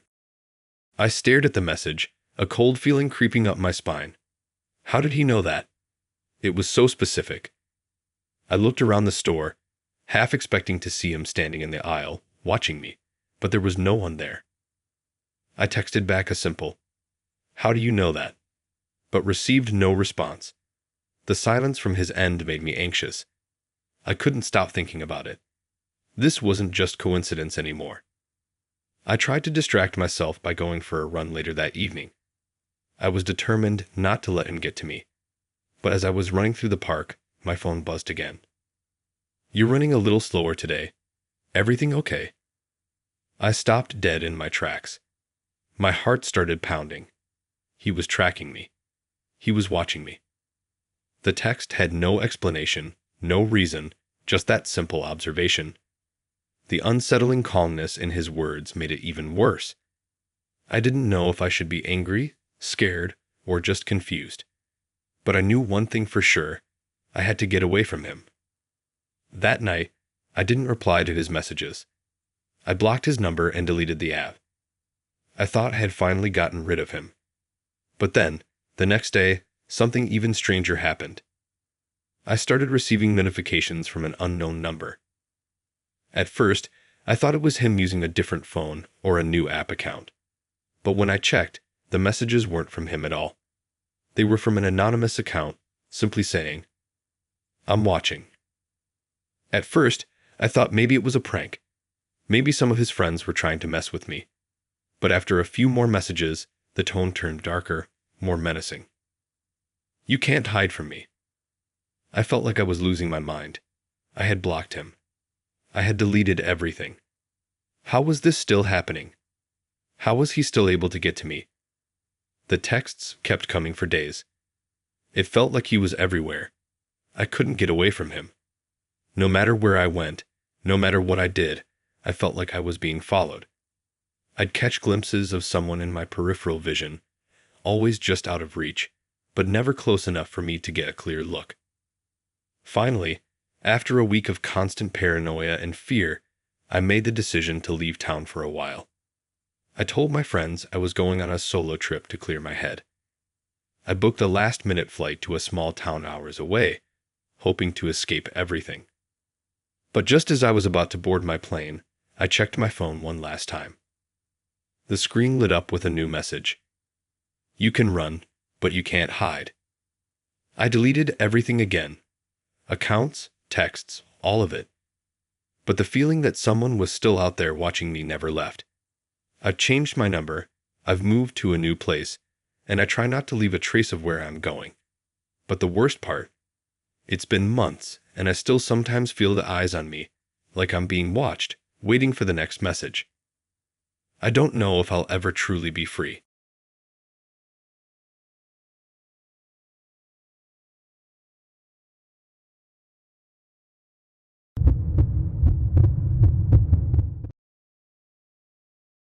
It all started when I joined a dating app on a whim.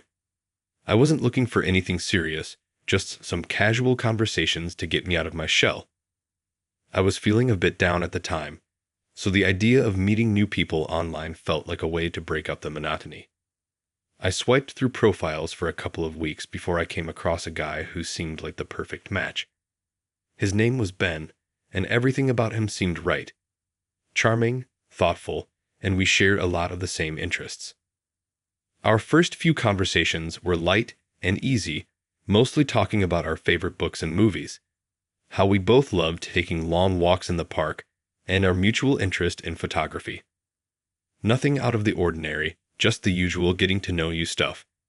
But after a week of texting, he suggested we meet in person. He was sweet about it, not pushy, so I agreed. We met at a small coffee shop, one that was tucked away in the corner of the city, a quiet spot that I often went to when I needed some peace. Ben seemed even more attractive in person than in his pictures. He was tall, had a warm smile, and his voice was soothing. The conversation flowed effortlessly. We talked about everything and anything: his job, my favorite places to travel, the weird hobbies we both had.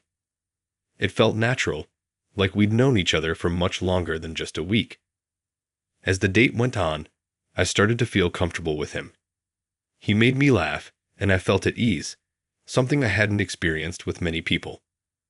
At the end of the night, he walked me to my car, and we said our goodbyes. He seemed like a genuinely good guy. Nothing felt off. But things began to change after that first date.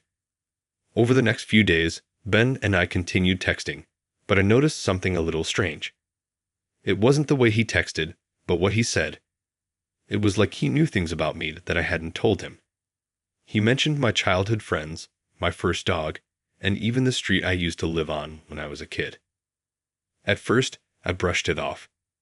I thought maybe I'd mentioned these things in passing, or that they were just lucky guesses.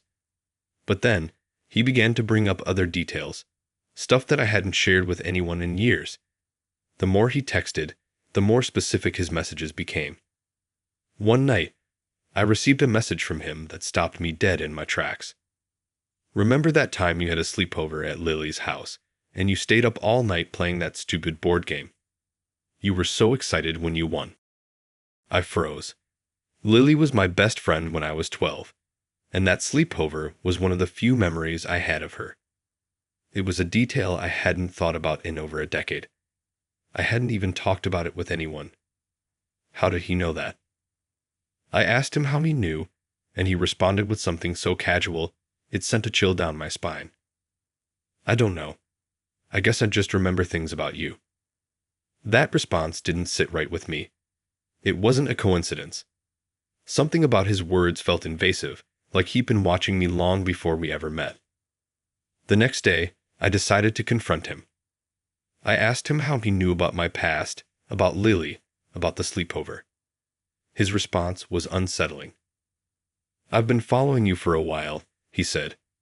"I've been watching you for years." I thought he was joking at first, but the more I pressed, the more serious his tone became. He told me he'd known about me long before we'd matched on the app. He had seen me at events, at places I frequented, even down to the smallest details of my life. He knew where I worked, where I liked to eat, and where I went on weekends. He even knew what time I woke up in the morning. I told him I was uncomfortable with what he was saying, that it was creeping me out, but he assured me he wasn't trying to scare me. "I just want to be close to you," he said. "I've been waiting for the right time to approach you." That's when it hit me. This wasn't some random coincidence. He had been planning this for a long time. Ben wasn't just some guy I met on a dating app. He was someone who had been keeping track of my life, observing me from the shadows. And now, he was using that knowledge to worm his way into my world. I tried to back off, tried to distance myself from him. I told him I wasn't interested in pursuing anything further, but he didn't take it well. The texts kept coming. They became more persistent, more insistent. He would send messages at all hours of the day, reminding me of things I'd forgotten about, things I didn't want to remember. A week later, I received a message from him that made my blood run cold.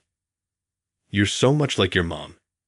She used to take you to that little ice cream shop on Pine Street every Sunday afternoon, remember? I know you hated it there, but she insisted on going." That was it. My mom. He knew about her. He knew things about my life that no one else could possibly know. And the worst part? My mom had passed away years ago. There was no way he could have known that detail unless he had been watching me for all these years. I blocked him, deleted my profile, and stopped answering my phone. I cut all ties with him, hoping that would be the end of it. But the messages didn't stop. They came from new numbers, from anonymous accounts. Every time I thought I had gotten rid of him, he found a way back into my life. Each message was more haunting than the last.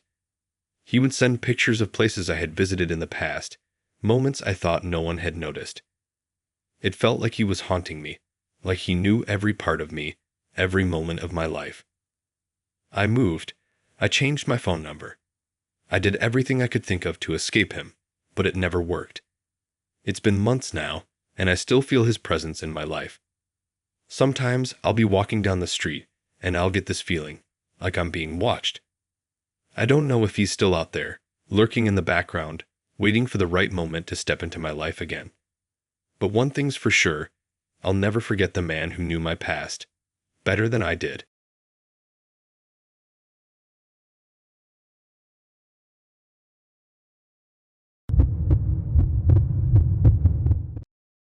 I had always been someone who preferred online dating to meeting people in person.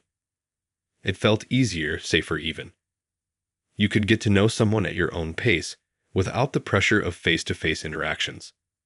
So, when I matched with Luke on a popular dating app, I was excited. He seemed like a really down-to-earth guy. His profile had a few pictures of him hiking and traveling, which I thought was cool. We bonded over our love for nature and outdoor adventures.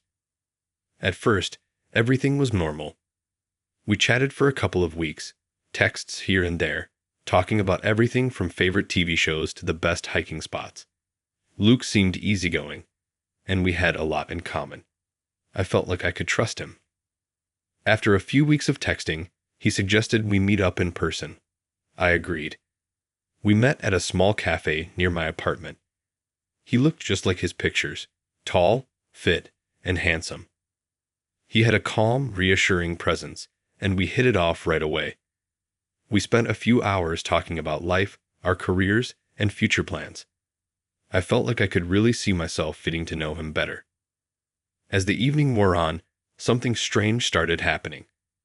He would say things that made me feel uncomfortable.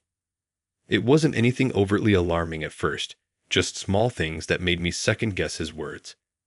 For instance, he asked if I'd been to a particular hiking trail in the mountains near the city, even though I'd never mentioned it. Then he casually said, "You probably spent a lot of time there last summer, right?" I felt my stomach tighten. I'd never talked about that place with him. In fact, I had never even mentioned hiking in that area, let alone going there last summer. How did he know that? I laughed it off and said, "I don't know where you're getting that from. I don't remember saying anything about that." He just smiled and said, "I must be mistaken then."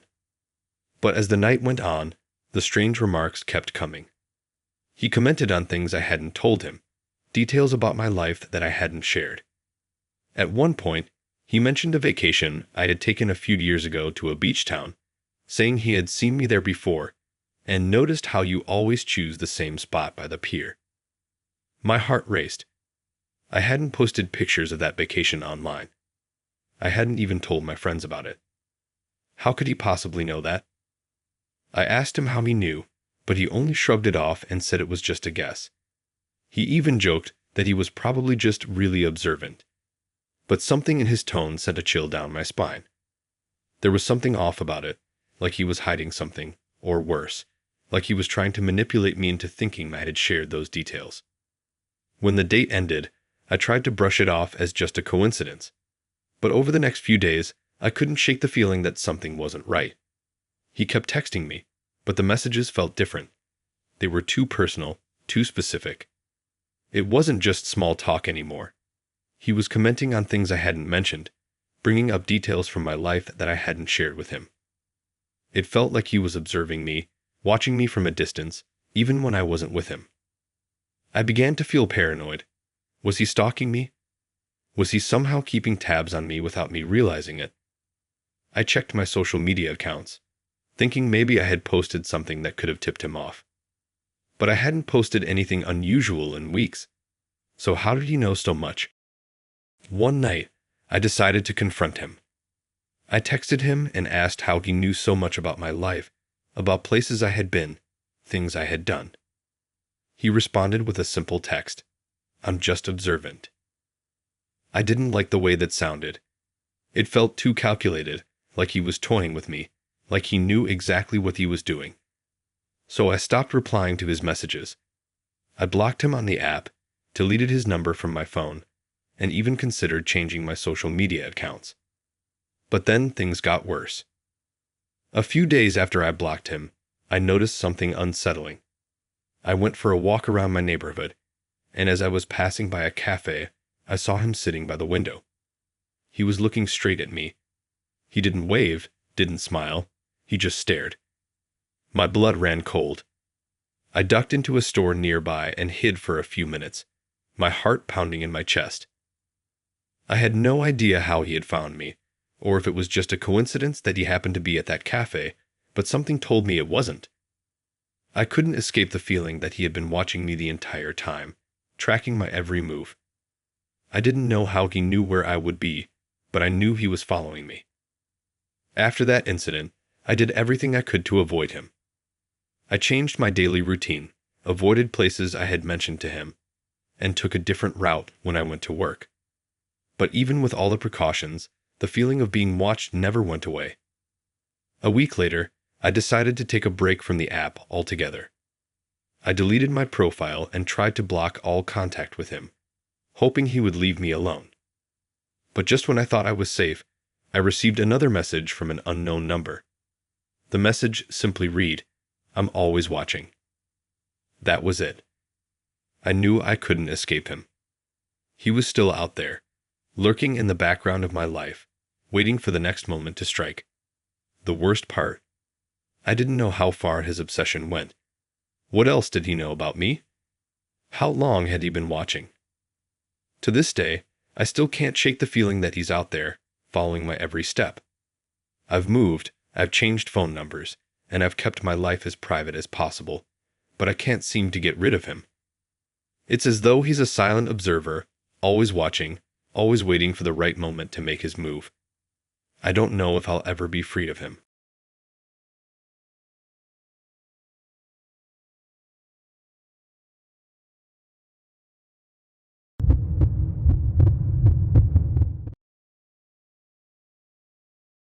I'd always thought online dating was the best way to meet people. It felt easier to talk to someone behind a screen, and I could weed out the weirdos before I ever had to meet them face to face. So when I matched with Alex, I thought I'd hit the jackpot. His profile was perfect. He was well-traveled, had a stable job, and seemed like a genuinely nice guy. We started chatting, and the conversation was easy. He was funny, charming, and seemed to really get me. After a week or so of texting, he suggested we meet up in person. I was excited. We agreed to meet at a small cafe downtown, a place I loved. He seemed a little nervous when I first arrived, but after a few minutes, he loosened up. He was exactly like he had been in his pictures, tall, good-looking, and had a smile that made you feel at ease. The date went well. We laughed, shared stories, and talked about everything from books we liked to places we wanted to visit. It felt like we had known each other for much longer than we actually had. At the end of the date, Alex walked me to my car, and we said goodbye with a hug. He kissed me on the cheek and told me he'd love to see me again. I felt good about it. For once, it seemed like I might have found someone who was genuinely interested in me. But then, things started to get weird. The next day, Alex started texting me nonstop. At first, it was cute. Just little messages asking how I was, how my day was going. But then the texts became more frequent. He started texting me about things I hadn't mentioned. Things like where I'd been for lunch, what time I had gone to bed the night before, and what I'd been listening to on my Spotify. He knew too much. I tried to brush it off, thinking maybe he was just paying attention to the details, but the messages kept coming. Every time I checked my phone, there was a new message from him. You're looking great today, by the way. That red dress you wore yesterday really suited you. I see you've been at the coffee shop again. I was there last week, too. How was that long walk you took this morning? I was getting uncomfortable. How did he know all this? I hadn't told him about my daily routine, and I certainly hadn't posted about it on social media. It felt like he was watching me. I decided to ask him how he knew all these details, but when I sent the message, I didn't get a reply right away. Instead, I received a notification from the dating app itself. We're glad you're enjoying the app. Here's a gift from us. The notification included a link to an offer for a free premium membership for the app, something I hadn't seen before. Curious, I clicked on the link.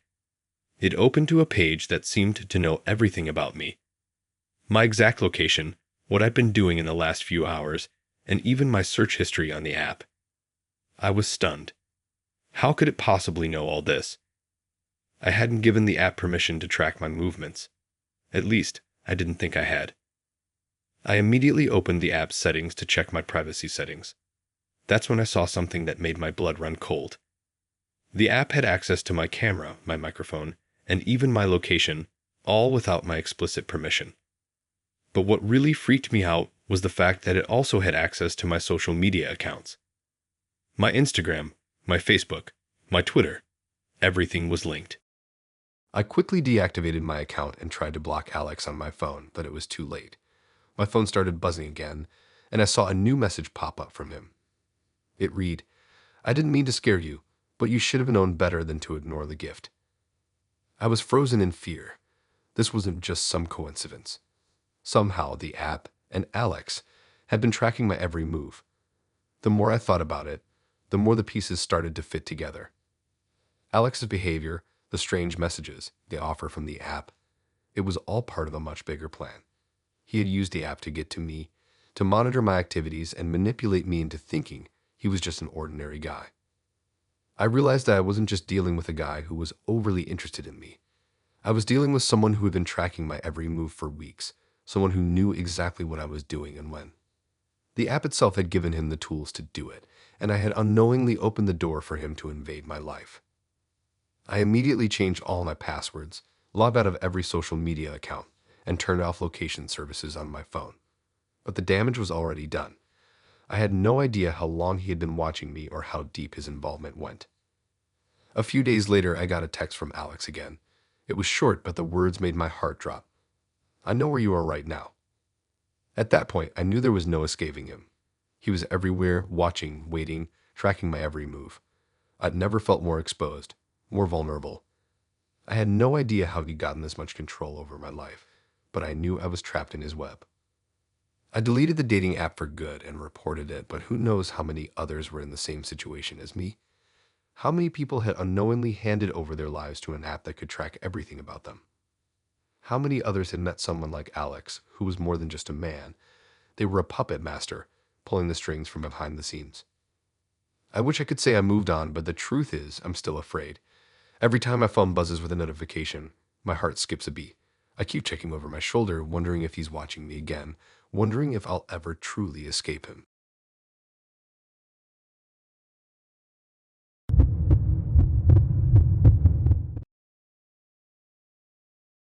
I always thought I was cautious about online dating.